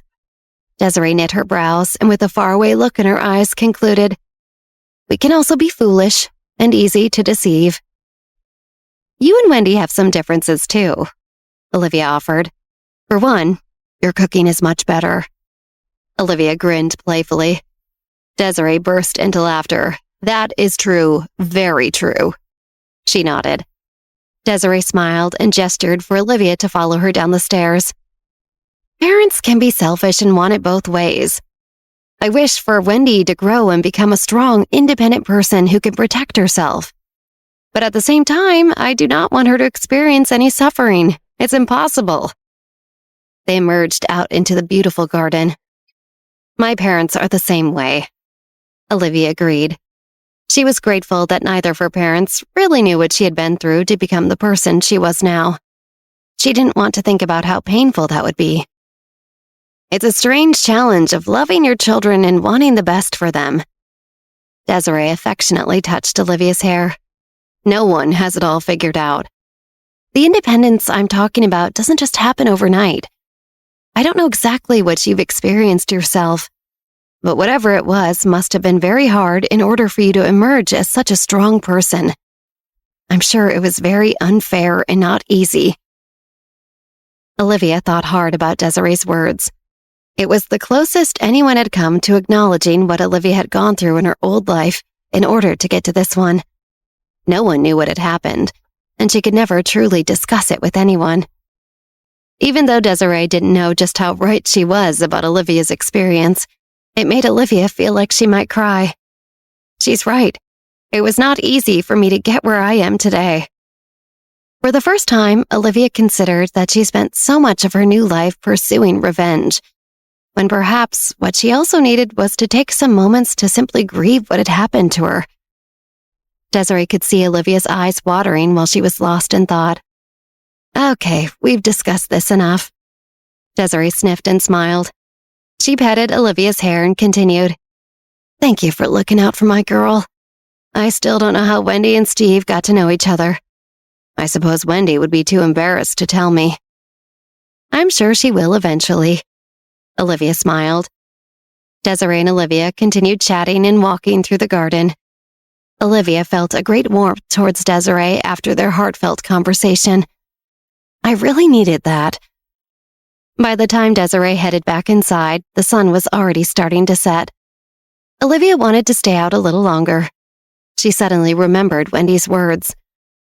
The two of us are always on this silly roller coaster, never knowing where we really stand. Olivia felt resolve building up inside her. There are some things I need to make clear. I don't want to go on like this. Just like Wendy said, it's not fair. Olivia hesitated a moment before she pulled out her phone. She dialed Chris's phone number, then waited. Olivia's heart raced as she waited for Chris to answer the phone. She felt silly feeling this way. It was just Chris Jones. She had called him a million times before, so why should this time be any different? But she knew in her heart something had clicked for her. Experiencing these last couple of days with Wendy and Steve, she now understood how delicate love could be. Olivia didn't want to waste it for herself. The phone rang a few more times and then Chris answered. Olivia, is everything all right? He sounded worried. Olivia was sure that in Chris's mind, the only reason she would be calling him was if something were wrong. Everything's fine, Olivia assured him. I just called to tell you something. Do you have a second? Olivia twirled her hair anxiously around her finger. She had rehearsed what she would say to Chris a million times, should she ever decide to tell him her feelings for him. But doing it now felt harder than she could have ever imagined. She heard something in the background on Chris's end. Where are you right now? She asked curiously. She didn't want to waste this moment if he was going to be distracted. Right now? Chris looked up at his surroundings. I'm outside the Chang's house. Olivia rushed out of the backyard garden and into the house, then ran to the nearest window and peered out. Sure enough, there was Chris Jones, standing a few feet away from Sven, who leaned casually against their car, waiting. What are you doing here? Olivia smiled as she watched Chris. We're here to pick you up. Chris caught sight of Olivia in the window and waved. Then he covered his mouth as he spoke. We're going back to the Shooks tonight to rescue Old Man Shook. Olivia nodded solemnly. Okay, I'll be right out. Olivia hung up the phone, then rushed through the house saying her goodbyes to Wendy, Dusty, and Desiree. As soon as Olivia was in the car with Chris and Sven, they began to discuss the plans for the night. What is the current status of the Shook mansion? Olivia asked, knowing Sven would have already been by today to monitor the place. Currently, it's being heavily guarded. Sven kept his eyes on the road as he drove, but he shook his head disappointedly. They must have at least doubled their security team since the last time we were there. Now that we have Morgana, that's really no surprise, Chris added. Nothing we weren't expecting. True, Olivia nodded, taking all of the information in. Okay, so let's form a plan. I can go in first, cause a distraction, and clear the way for you two to follow. Sven and Chris exchanged an awkward glance then. What? What is it? Olivia hated feeling left out of the loop, and she could tell Chris and Sven were mutually thinking about something she was not privy to. It's just that Chris thought it might be better if you sat this one out. Sven hesitated. Chris shot him a look that said, Thanks a lot, very sarcastically and as loudly as one could without actually speaking. Chris? Olivia clenched her jaw, waiting for an explanation. Chris sighed. It's just that this could be a very dangerous mission. You saw what happened to Steve and Robbie, what kind of condition they were in when we found them. I would never forgive myself if something like that happened to you. Chris reached a hand to touch Olivia's knee, but she jerked it away. Look, you can still come with us if you want, Chris coaxed. I just think it would be better if you waited in the car. Olivia glared at Chris. She knew there was no way Chris could know what a valuable tool Olivia would be in this kind of situation. With both her mind-reading abilities and her powers, she had a leg up in any mission. But she never told Chris about that, so as far as he was concerned, she was a very capable but not well-trained 17-year-old girl. Compared to Sven and himself, Olivia was weak. Not because she was female. She knew Chris was smart enough to know that women could be just as tough and equally devious, but because they had received such rigorous training in both defensive and offensive maneuvers. Olivia had to admit that she was a bit nervous about what would happen in the Shook house tonight, and she understood both Chris and Sven's hesitation to her joining. She could agree to wait in the car, on one condition. Fine, Olivia finally conceded. But I want an earpiece too. I want to be connected to you both the entire time, just in case. This was a point Olivia refused to budge on. This way, in case anything really terrible happened, Olivia could rush to the scene and use her powers to save Chris and Sven. We can make that happen. Sven smiled into the rearview mirror. Suddenly, his eyes caught something in the mirror. Sven turned, looking over his shoulder briefly. Looks like we've got some company. Olivia and Chris turned and saw the car that had been tailing Olivia yesterday. Should we play a little game with our friends? Sven asked, a longing in his voice. Olivia knew Sven was like a cat with a mouse. It wasn't enough for him to just eat his prey. He wanted to savor its torture beforehand. Whatever you want, just make sure they don't make it all the way back home with us. Olivia leaned her head against Chris's shoulder fondly. Sven raised an eyebrow, looking at Chris in the mirror. But Chris instantly softened at Olivia's touch. You heard the lady. Chris tenderly placed an arm around Olivia, and she nestled into him. After a moment, she looked up. Chris, about what I was going to say earlier on the phone? Chris looked down at Olivia. Yes? Seeing him now, his eyes sparkling and his dimples showing as he smiled, Olivia felt her whole body turn to jelly. The confidence she had been building up earlier suddenly flooded out of her. Her mouth felt dry, and she could hear a soft ringing in her ears. Why was it so hard for her to just confess her feelings for him? It's just that She tried to start, but she couldn't get the words out. Go on, Chris nudged. He had a feeling he knew what she was going to say, and he couldn't wait to finally hear those words come from Olivia's mouth. Well, Olivia attempted one more time, but the eagerness in Chris's eyes suddenly spooked her. I just wanted to know if you use some kind of lash serum? Your eyelashes are so long, it just can't be natural. Chris raised an eyebrow at Olivia. Really? That's what you wanted to ask me? In the driver's seat, Sven stifled a laugh. He had been listening to the entire conversation, and if he were a betting man, he would have placed money on the fact that Olivia would once again chicken out. These two just could not express their feelings. Sven shook his head as he smiled to himself. All the money in the world, and neither of them thought to invest in some good therapy. Olivia moved away from Chris, suddenly feeling very embarrassed. Yes, that's it. Olivia looked straight ahead, but Chris didn't let up. Interesting, because I also wanted to tell you something. Chris leaned over, nuzzling into Olivia's neck. Do you want to know what it is? He whispered, sending shivers through Olivia's entire body. Olivia nodded, biting her lip in anticipation. But right before Chris could say anything, Sven interrupted. I lost the car.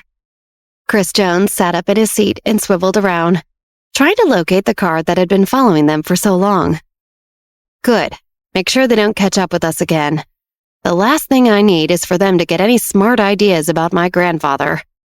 Olivia pouted slightly to herself. She had a feeling she knew what Chris was going to say to her, but she wanted to hear it for herself. Now the moment was ruined, and she didn't know when the opportunity would arise again. By the time they arrived back at the Jones family manor, Olivia had worked herself up into a mood. She had been so ready to tell Chris Jones what she was feeling, and now it seemed that would never happen. Seeing Wendy with Steve earlier had made her think about her own relationship. Life was so fleeting, and she knew she would regret if she continued to make her relationship with Chris one that revolved around teasing and baiting one another. But she couldn't help the way she felt, and right now she was feeling frustrated. The car pulled up into the long circular driveway, and Sven hopped out first, followed by Chris. Olivia was about to open the door on her side of the car when Chris opened it first. She looked up at him, surprised by his chivalry. Thank you, she said brusquely, quickly sliding out of the seat and making her way toward the house. Chris trotted to catch up with her, while Sven walked ahead, giving the two of them space. We never got to finish our conversation in the car earlier. Chris spoke in a low voice as he caught up to Olivia. That's right, you never confessed which lash serum you use. Olivia smirked. Even though she wanted to be open and honest with Chris, it was hard to break old habits. Not to mention, she still got a little thrill from teasing him. I don't think that's what you were really going to talk to me about. Chris pressed. Oh no? What was it you think I was going to say? Olivia held her breath. She knew they were playing coy, but a part of her hoped Chris would just come right out and say it. Chris opened his mouth to speak but closed it. He didn't want to admit that he believed Olivia was finally ready to confess her feelings for him, if that wasn't really what was happening. How embarrassing would it be if instead of agreeing with him, she laughed in his face. You know, he said, boring into Olivia's eyes and making her heart drop into her stomach. She swallowed. Well, if I apparently know and you apparently know, then I guess it doesn't even have to be said. Olivia turned to walk away from Chris. Suddenly, he reached out and grabbed her wrist, pulling her backward. He held her from behind, leaning into her to whisper in her ear. Do you know how hard it's been to sleep in the same room as you and not reach out for you in the middle of the night? Olivia's stomach flipped and her knees weakened. No, tell me, how hard has it been? Olivia turned to face Chris, smirking impishly. His eyes lit up for a moment, then narrowed. This was his moment. Olivia saw the change in his eyes and inhaled sharply, letting her lips part ever so slightly. She looked up at Chris, fluttering her eyelashes in time with her beating heart.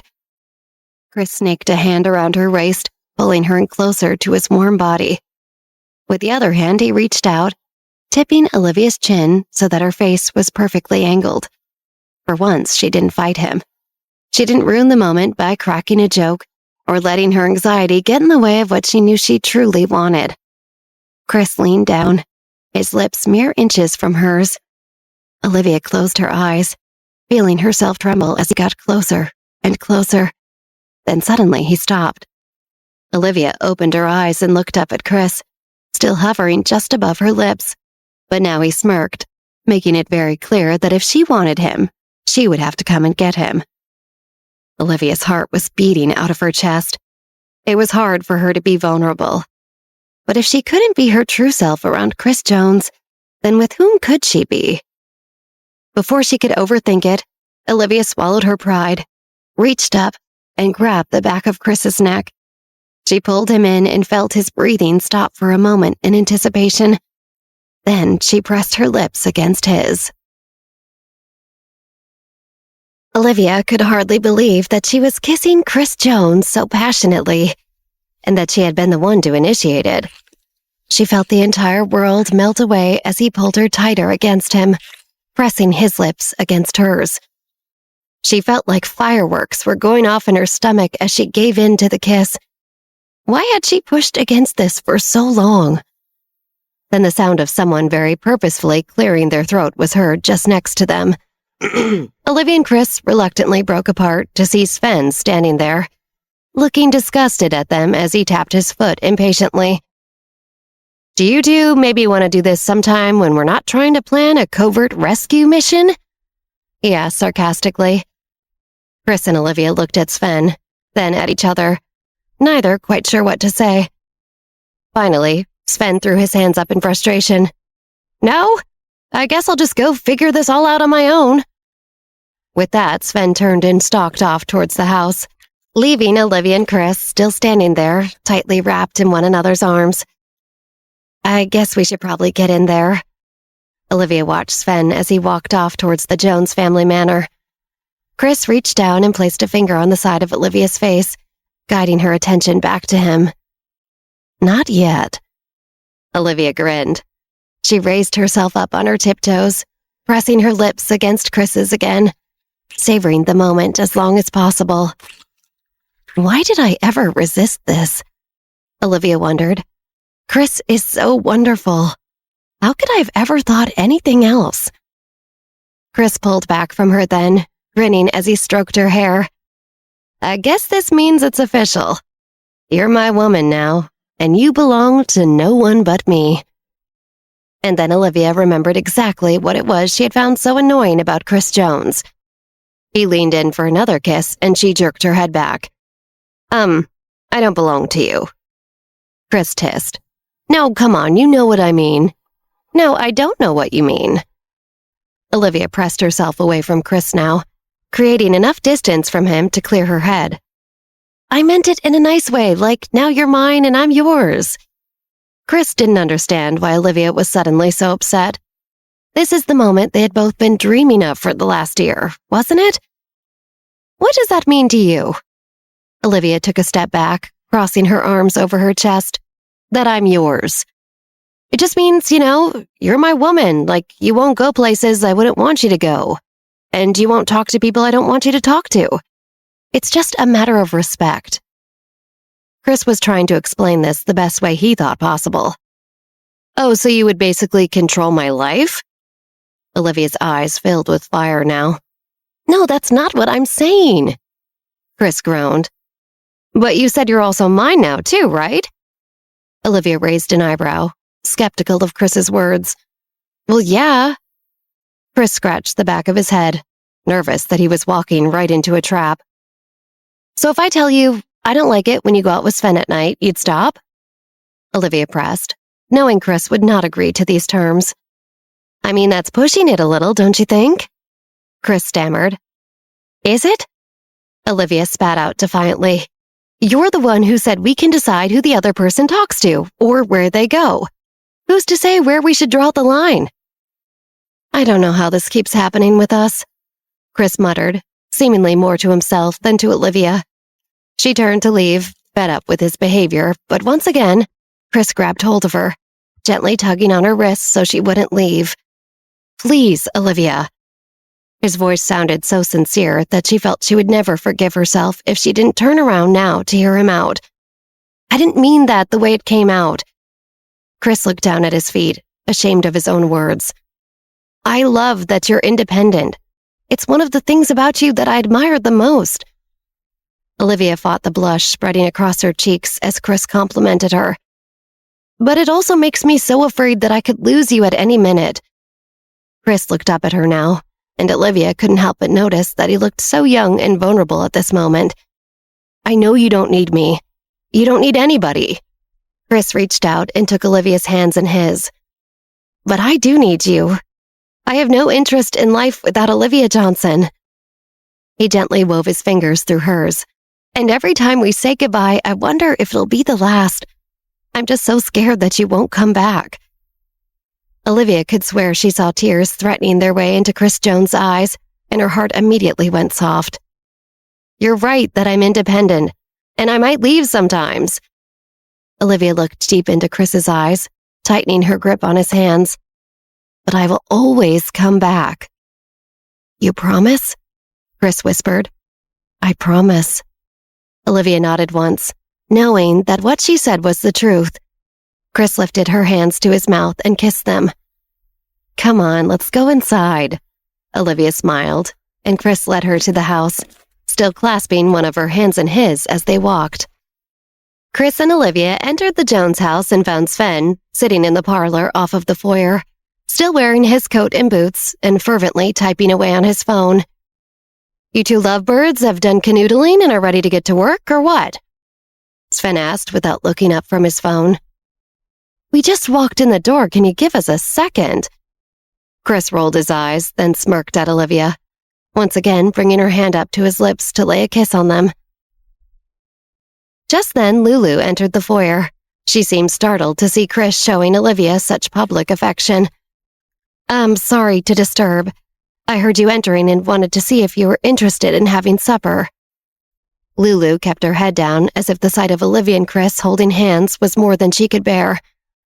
Chris looked to Olivia, who suddenly realized how starving she was. She hadn't eaten practically all day, and her stomach rumbled lightly at the mere mention of food. Chris chuckled, then turned back to Lulu. "Sure, that sounds great." Lulu bowed her head in recognition. "I shall prepare the table in the old house for you and your guests." "No!"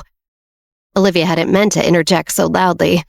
But her fear of the old house was growing each day she spent at the Jones Manor. Even now, standing in the foyer of the main house, she felt slightly queasy. I just mean, it's such a nice night, why don't we dine al fresco again? Lulu looked from Olivia to Chris, waiting for his command. You heard her, Chris teased. As I told my grandfather, Olivia is going to be the future lady of the house. We all better get used to taking her orders. Oh, brother, Sven groaned, getting up from his seat and joining Chris and Olivia in the foyer. No offense, Liv. Right. Lulu looked down at her feet as if she were trying to hide a great deal of pain. I'll prepare the garden dining table for you all. Lulu shuffled out of the room quickly. Geez, the poor girl looked like she was about to cry. Sven let out a breath. I don't know what you do to these women. He patted Chris on the back. At least this one will be rid of you soon. What does that mean? Olivia turned to Chris. She had a bad feeling about Lulu from the start, but she didn't want her to be too severely punished for her actions against Olivia. My grandfather is sending her to Paris. Chris cleared his throat. He doesn't want her to get stuck here, and apparently she's got a real talent for clothing design. Oh, Olivia pondered this for a moment. That's nice. She was glad Lulu wouldn't be in Chris's life anymore. But she did feel conflicted about the girl being sent away from the only place she had ever called home. Come on, let's get moving. I'm starving. Sven clapped his hands. I swear, it's like herding cats with you two. Sven walked off, expecting Olivia and Chris to follow after him eventually. Out in the courtyard, Lulu and the staff had prepared the table exactly as they had the other night. But for some reason, Olivia felt uneasy. She had ruled out Lulu being the cause of her unease, but nonetheless, there was something in this house that was making her feel off balance. She trudged her way through dinner, eager to escape to the comfort of her guest room, where whatever energy it was that was affecting her seemed to not be able to reach her.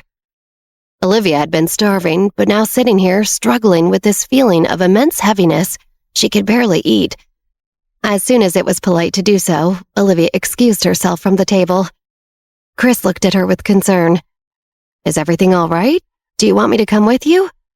No, I'm just gonna rest for a bit, before our evening plans. Olivia put a hand on his shoulder reassuringly. As she walked off, her face fell. She'd been trying to hide her discomfort from Chris, but now she let the feeling wash over her. She knew Chris could sense that something was wrong. But what would she tell him? Something about your childhood home makes me ill? I think there are dark forces at work here? Olivia knew there was no way to explain this phenomenon without hurting Chris's feelings, or worse, just sounding plain crazy. When she returned to her room, Olivia treated herself to a nice hot bath. She found that warming herself like this helped to instantly melt away the malaise caused by the old house. As she sank deeper into the fragrant water, Olivia found herself relaxing to the point of almost falling asleep. She got out and dried herself off before she actually had the chance to drift off to sleep. Then she slipped into one of the comfy, plush robes the Jones family provided for their guests and sat on the bed yawning. Maybe I'll just rest my eyes for a moment, Olivia thought, eyeing the pillows on her bed that had clearly been fluffed that day by one of the maids. They looked so soft and inviting that Olivia knew she would knock out the second her head hit the pillow. I'll just set a timer and take a short nap, Olivia told herself, snuggling underneath the covers. Besides, I want to make sure I'm fully alert for the mission later.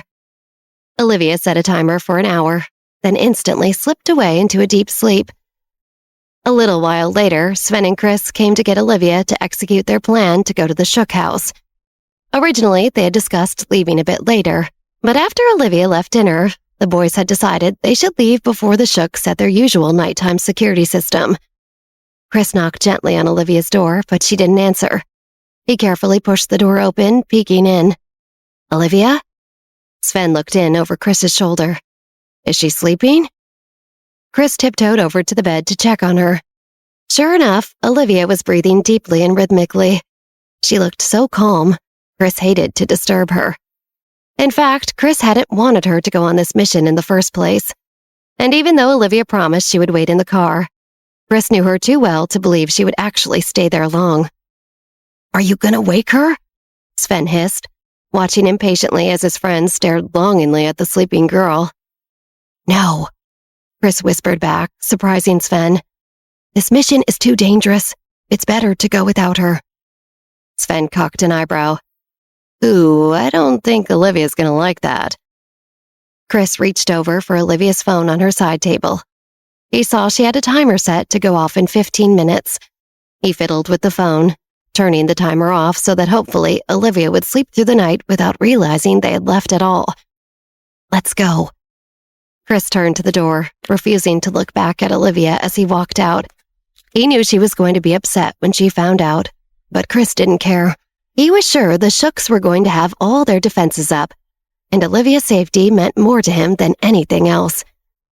Chris closed the door silently behind him, enveloping Olivia in pitch blackness once again, without a clue about what was about to happen. Olivia stretched out in the comfy bed. She felt like she had been asleep for days. After so much drama, plus the constant unease that being in the Jones house caused her, she couldn't believe how well rested she was now. And to think she was able to recharge so well in under half an hour. She was surprised to have woken up before her alarm even went off, but that appeared to be the case. She stretched over, reaching out for her phone. She pressed the home key to look at the time and saw that it was in fact 1 a.m.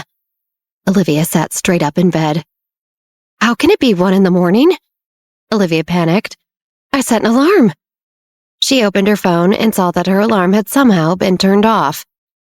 Could I have possibly turned it off in my sleep? Olivia wondered. But then a thought occurred to her. If it was already that late, Chris and Sven must have left for the mission already. They must have thought she abandoned them. But that didn't make sense. As Olivia's eyes searched the room, adjusting to the low light, her faculties began to come back to her. There was no way Chris and Sven would have thought she decided to give up on the mission without telling them. They knew Olivia wasn't that kind of girl. But that meant they had made the decision to leave her. That they must have come to her room to check on her and seen she was asleep. Maybe it was even them who had turned her alarm off. Chris wouldn't do that to me, Olivia said out loud now, almost as if trying to convince herself. It was only upon hearing the words come out of her mouth that she very much knew that they were not true. This was indeed something Chris would do. In fact, turning off her alarm so she'd sleep through a dangerous mission had Chris Jones written all over it. Damn it! Olivia hopped out of bed, opening the nightstand drawer to check to see if her gun was still inside. Luckily for her, it was. She let out a sigh of relief, then began to rush around the room, getting herself ready to join Chris and Sven on the mission. After she was fully dressed and ready to go, her pistol tucked carefully into her waistband, Olivia crept out of the room and into the hall, careful not to wake anyone. As she made her way through the Jones manor, Olivia felt the uneasy sense of heaviness that she'd been battling since her arrival return. But now it felt heavier than ever before. Olivia felt as though she were slogging through a pool of jelly. Her stomach churned with each step she took. I just have to make it to the car, Olivia told herself. Just one step at a time. Olivia was also growing increasingly dizzy as it became more and more difficult for her to breathe. Her walking became haphazard as she stumbled through the courtyard like a drunk on their way home from the bar. Olivia kept trying to push herself, but she felt her feet giving up underneath her. She could so easily just lay down here, let whatever this force was fully take her. She would do anything to make this feeling go away.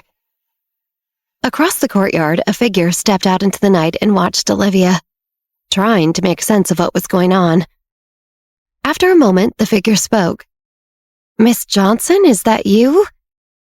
Olivia slowly turned her head, squinting across the garden in an attempt to see through the fog that was taking over her brain now. Lulu? She asked slowly, barely able to form the words. I heard a noise that stirred me from my sleep and came to find out who it was. Lulu began walking towards her. What are you doing out here this late?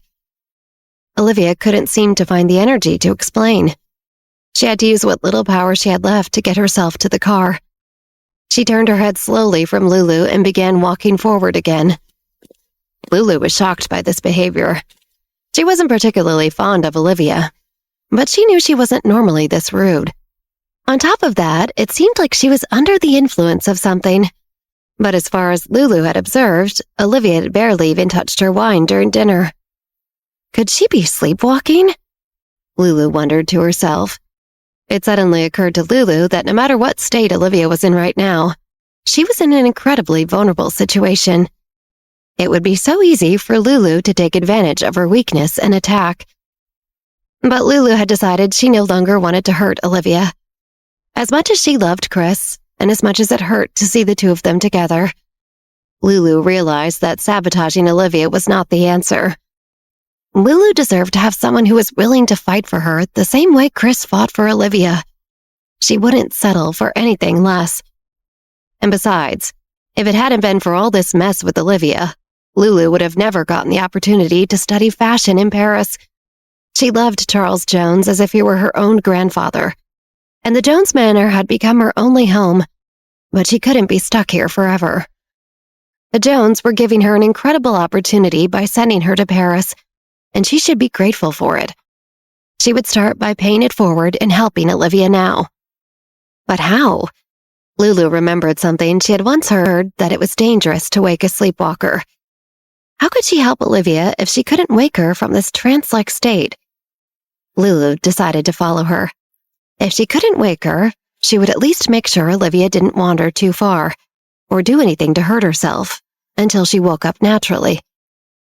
Olivia's thoughts were becoming so muddled at this point that she barely noticed that Lulu was accompanying her now. All she knew was that she had to get to the edge of the property, although the reason why was slowly starting to evade her as well. Just keep moving forward, Olivia repeated in her mind over and over. Finally, after what seemed like forever, and was admittedly way longer than it should have taken her, Olivia made it to the edge of the property. As soon as her foot hit the line signifying the end of the Jones property, it was like the spell was lifted. Olivia inhaled sharply, standing up stock straight, and startling Lulu, who let out a small yelp. "Where's the extra car the Jones keep?" Olivia turned to Lulu as if nothing bizarre had just occurred. Miss Johnson, I believe you were just sleepwalking." Lulu reached out to try and coax Olivia back to the house. "Why don't we just return to your room and we can get you back in your bed?" "No, I wasn't sleepwalking, but I do need the car." Olivia shook Lulu off. "Where is it?" It's right this way." Lulu looked at Olivia confused, but began to lead her towards the old stable houses the Jones had converted into a second garage. Lulu wasn't sure if this was the right thing to do, but Chris had just told her earlier that night that Olivia would be the lady of the house soon, and whatever she said goes. Inside the old stables, Olivia looked over the collection of old cars the Jones family had. There were sports and Oldsmobiles, Jeeps, and Mustangs. Olivia couldn't believe anyone would have so many cars they didn't drive. What a waste of metal, Olivia thought to herself. But she could easily imagine Chris and Sven out here, geeking out over all the different makes and models. She was sure Sven had had a hard time picking out the right car to use during their time here. In fact, Olivia was having a difficult time now trying to figure out which car she should choose. It needed to be something fast, just in case she needed to make a quick getaway. "Do you know anything about cars?" Olivia turned to Lulu. Her head was still clearing from the fog, and she couldn't process which one was the right choice. "Which one of these is the fastest?" I know a little." Lulu racked her brain, thinking back to when she was a little girl and she used to spy on Sven and Chris when they would hang out in the stables, pretending to drive the different cars in Chris's grandfather's collection. Even back then, Sven knew an incredible amount about cars, and Lulu somehow managed to absorb more than she ever meant to. "That one is the fastest." She pointed to a Bugatti in the corner, painted with an orange stripe down its back. Olivia understood why Sven wouldn't have chosen it for this particular trip. It wasn't exactly discreet, but discretion was not an issue at the moment. Olivia just needed speed. "Great, you drive." Olivia walked over to the car and got into the passenger seat. "Me?" Lulu stammered. She still had no idea what was going on, and the idea of driving anything this expensive was terrifying to her. Yes, you have to. Olivia stuck her head out of the window of the car. My head is still foggy, and if I drive, I'm sure to get into some kind of accident. Lulu stood there, chewing on her lip as she thought this over. On the one hand, Chris had told her she was to obey any requests Olivia might give her. But on the other hand, this seemed insane, especially coming from someone she had just found sleepwalking across the grounds in the middle of the night. Please, Lulu. Olivia looked up at Lulu with a sincerity Lulu had not yet seen in her. If you don't want to do it for me, at least do it for Chris. That was all Olivia needed to say. Lulu swallowed her doubts and got into the driver's seat of the sports car. She revved the engine, then turned to Olivia. Where to? Once on the road, Lulu quickly got the hang of the luxury vehicle. She drove smoothly and quickly, sensing Olivia's urgency as she followed her directions. Olivia was pleasantly surprised by what a good driver Lulu was turning out to be. She had asked her to drive out of sheer desperation, but it seemed Lulu was hiding a real talent. In fact, she could almost rival Sven with her sharp turns and steady foot. We should be there soon, Olivia confirmed, looking down at her phone and then back up at the road. The city looked so serene at this time of night. It was an odd juxtaposition, Olivia heading headfirst into the belly of the beast, while the rest of the city slept soundly in their beds. Olivia tried not to think too hard about the possibility of Chris and Sven in danger right now, but her mind continuously found its way back there. There had been hardly a single car on the road this entire drive, which meant they were able to take advantage of the car's incredible acceleration. They'd only passed a few trucks, making early morning deliveries to shops throughout town. That's why it was so odd to suddenly see a car turn onto the same street as them, just up ahead. Olivia leaned forward in her seat, squinting to get a better look at the car. It was hard to see through the London fog, but as they got closer, Olivia was clearly able to make out that the car in front of them was a Porsche, the same exact Porsche as the one Pandora drove. Olivia gasped, and Lulu turned to her, keeping her hand steady on the wheel. What is it? Slight change of plans.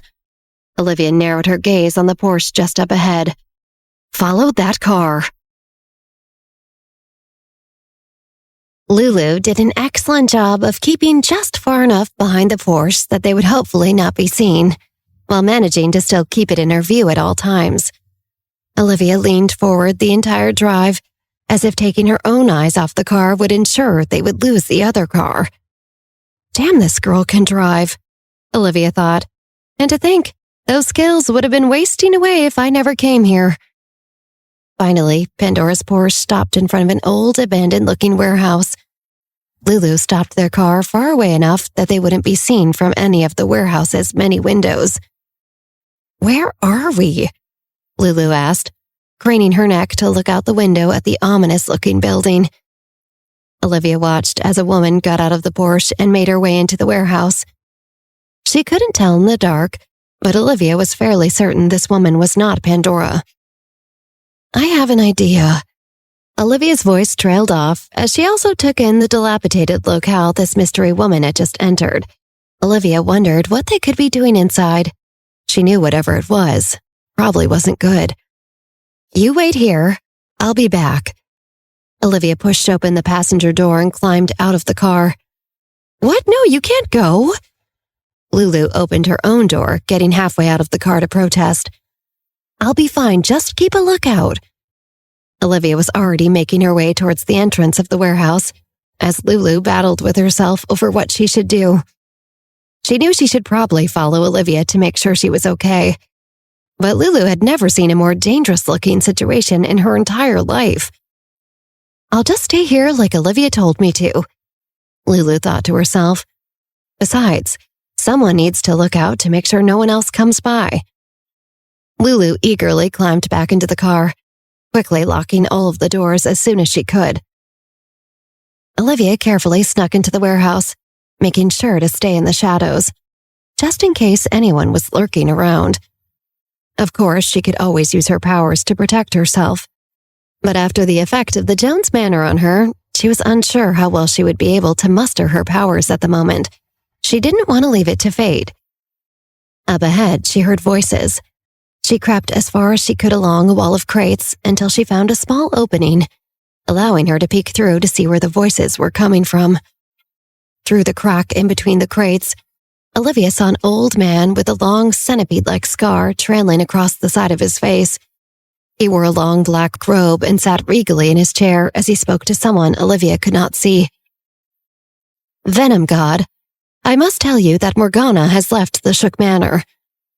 A woman's voice relayed the information to the old man, apparently known as Venom God. "As of now, we do not know her whereabouts." Olivia felt she had heard this voice before, but where?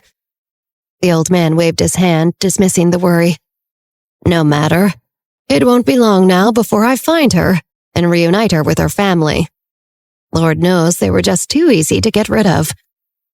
The man smiled, baring his graying teeth. So this is the man who killed Brent and Morgana's family, Olivia realized. She had to stop herself from gasping audibly at this. She heard the woman laugh along with the old man, then cleared her throat. "Sir, Venom God, there's something I'd like to discuss with you." The woman sounded a bit nervous now. "I want to make a deal with you for a 3-month contract to work together. We can discuss payment as you see fit." "Interesting. No one has ever made such a proposition to me." The man laughed, but this time the woman did not join him. "You are very bold, Thorns. Very bold indeed." So this was Thorns? Olivia thought to herself. Thorns is the one who was in Pandora's car, but why? And why does her voice sound familiar to me? Olivia found herself desperately curious now to take a look at the mysterious Thorns. She was dying to know what this woman, who seemingly had so much power, looked like. Olivia stood on her tiptoes trying to catch a glimpse, but she had no luck. She closed her eyes then, trying to focus her mind so that she might be able to read the thoughts of Thorns and Venom God. But when she tried, she found that she heard many more thoughts than just those of 2 people. How many people are over there? Olivia worried to herself. She knew with even the 2 she was outnumbered. But the more people there were, the harder it would be to channel her powers against them, should she need to resort to that. Olivia didn't know what to do. She instinctually pulled out her phone and began to dial Chris. But after 1 ring, she quickly hung up. What if he was at the Shook Mansion and was hiding somewhere for safety? If his phone rang, that would surely give away his location. Olivia didn't want to do anything to put him in jeopardy. She would just figure out a way to get out of this mess herself. "So, what do you say?" Thorns pressed, clearly eager for Venom God to accept her offer. "Well, I typically don't work with others." Venom God scratched his chin as he contemplated. "But you know, I do always like to test my venoms on live subjects. Would you like to help me with that?" Olivia swallowed. Somehow, this sounded more like a threat than an offer. Thorns quickly responded, her voice shaky, showing her underlying fear. "Perhaps I could find someone else for you to test your venom on." Venom God raised an eyebrow now, considering this. "That could work. Depending on who the person is, of course." "Of course." Thorns nodded, sounding relieved, as if there had been a great chance she would not leave this meeting alive. Olivia turned then, eager to leave before Thorns made her way out, potentially spotting Olivia.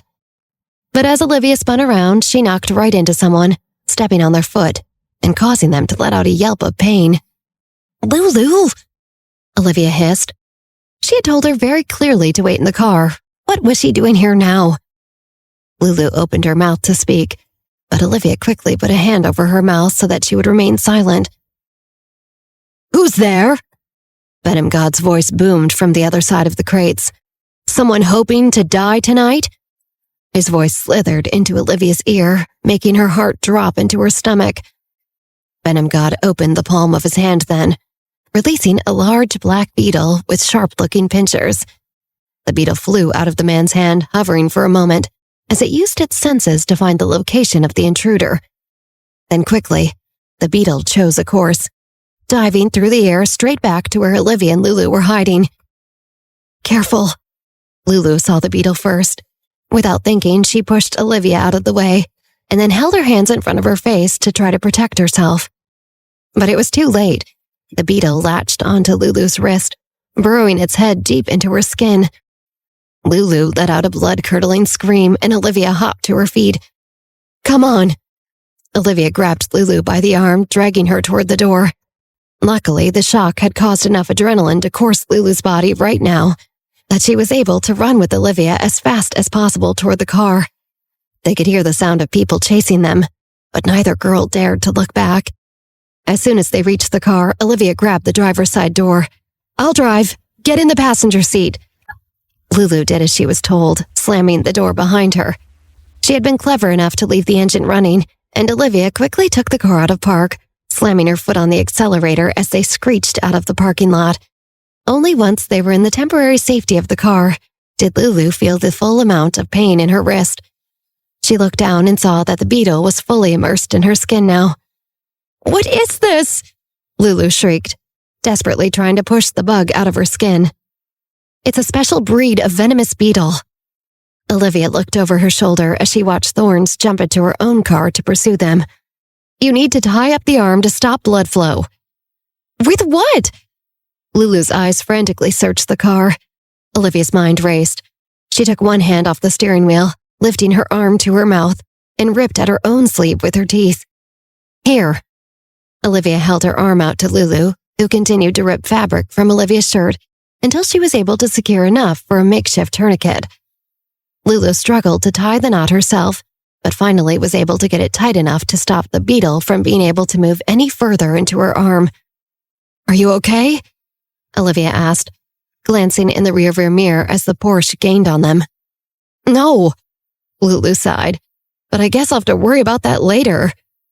She turned her seat and saw the Porsche quickly gaining speed. "Speed up! They're gaining on us!" "I'm trying," Olivia responded. She was already driving faster than she had ever had in her life. She didn't know if she would be able to safely go any quicker than they already were. Just then, Olivia's phone rang. "Get that?" Olivia angled her hip so that her phone was easy to reach from her pocket. Lulu reached down and answered, putting the call on speakerphone. "Olivia, where are you? Are you okay?" Chris's voice sounded panicked through the speaker. He had seen her missed call and quickly checked with the nighttime staff at his grandfather's house, who informed him Olivia was no longer in her room. "I need you to find me ASAP." Olivia tried to sound measured, but internally she was freaking out. She had no idea where she and Lulu were currently, but she knew Chris would be able to easily trace her location. "Okay, we'll be right there," Chris answered, leaning over in his own car to Sven. "We're turning around. Olivia's in trouble. We gotta go." "Got it, Chief." Sven quickly pulled a U-turn, zooming off in the opposite direction. Chris put the call on speakerphone as he began typing away, trying to figure out Olivia's exact location. "Olivia? Are you still there?" "I'm here," Olivia replied, sounding slightly more frenzied now. "I'm going to stay with you until we get there, okay?" Chris looked at Sven, worried, and his friend quickly pressed down harder on the accelerator. Back in the Bugatti, Lulu was starting to fade. "Lulu, you gotta stay awake, okay?" Olivia raised her voice, trying to keep Lulu from going under. "Okay," Lulu answered back, groggily, still holding the phone up for Olivia. The Porsche was right behind them now. Even though Olivia and Lulu's car was much faster than a Porsche, Olivia was not as good a driver as Thorne's, and right now it showed. "Shit," Olivia mumbled, pulling her pistol out of her waistband as she tried to keep the wheel steady with her other hand. She lowered the driver's side window and leaned out as she drove, firing a series of shots behind her. One of the bullets hit the Porsche's windshield, and Thorne swerved slightly, allowing Olivia to gain some distance from her. "Yes!" Olivia shouted, proud of her aim. Just as she was about to pull her own torso back into the car, a bullet went whizzing by her, scratching the side of her cheek and hitting her side mirror. Olivia screamed, causing Lulu to jump slightly. "What was that?" Chris shouted through the phone. "What's happening, Olivia?" Olivia touched the side of her face and her hand came back covered in bright red blood. "Chris, if you don't get here right now, you're going to be engaged to a dead woman."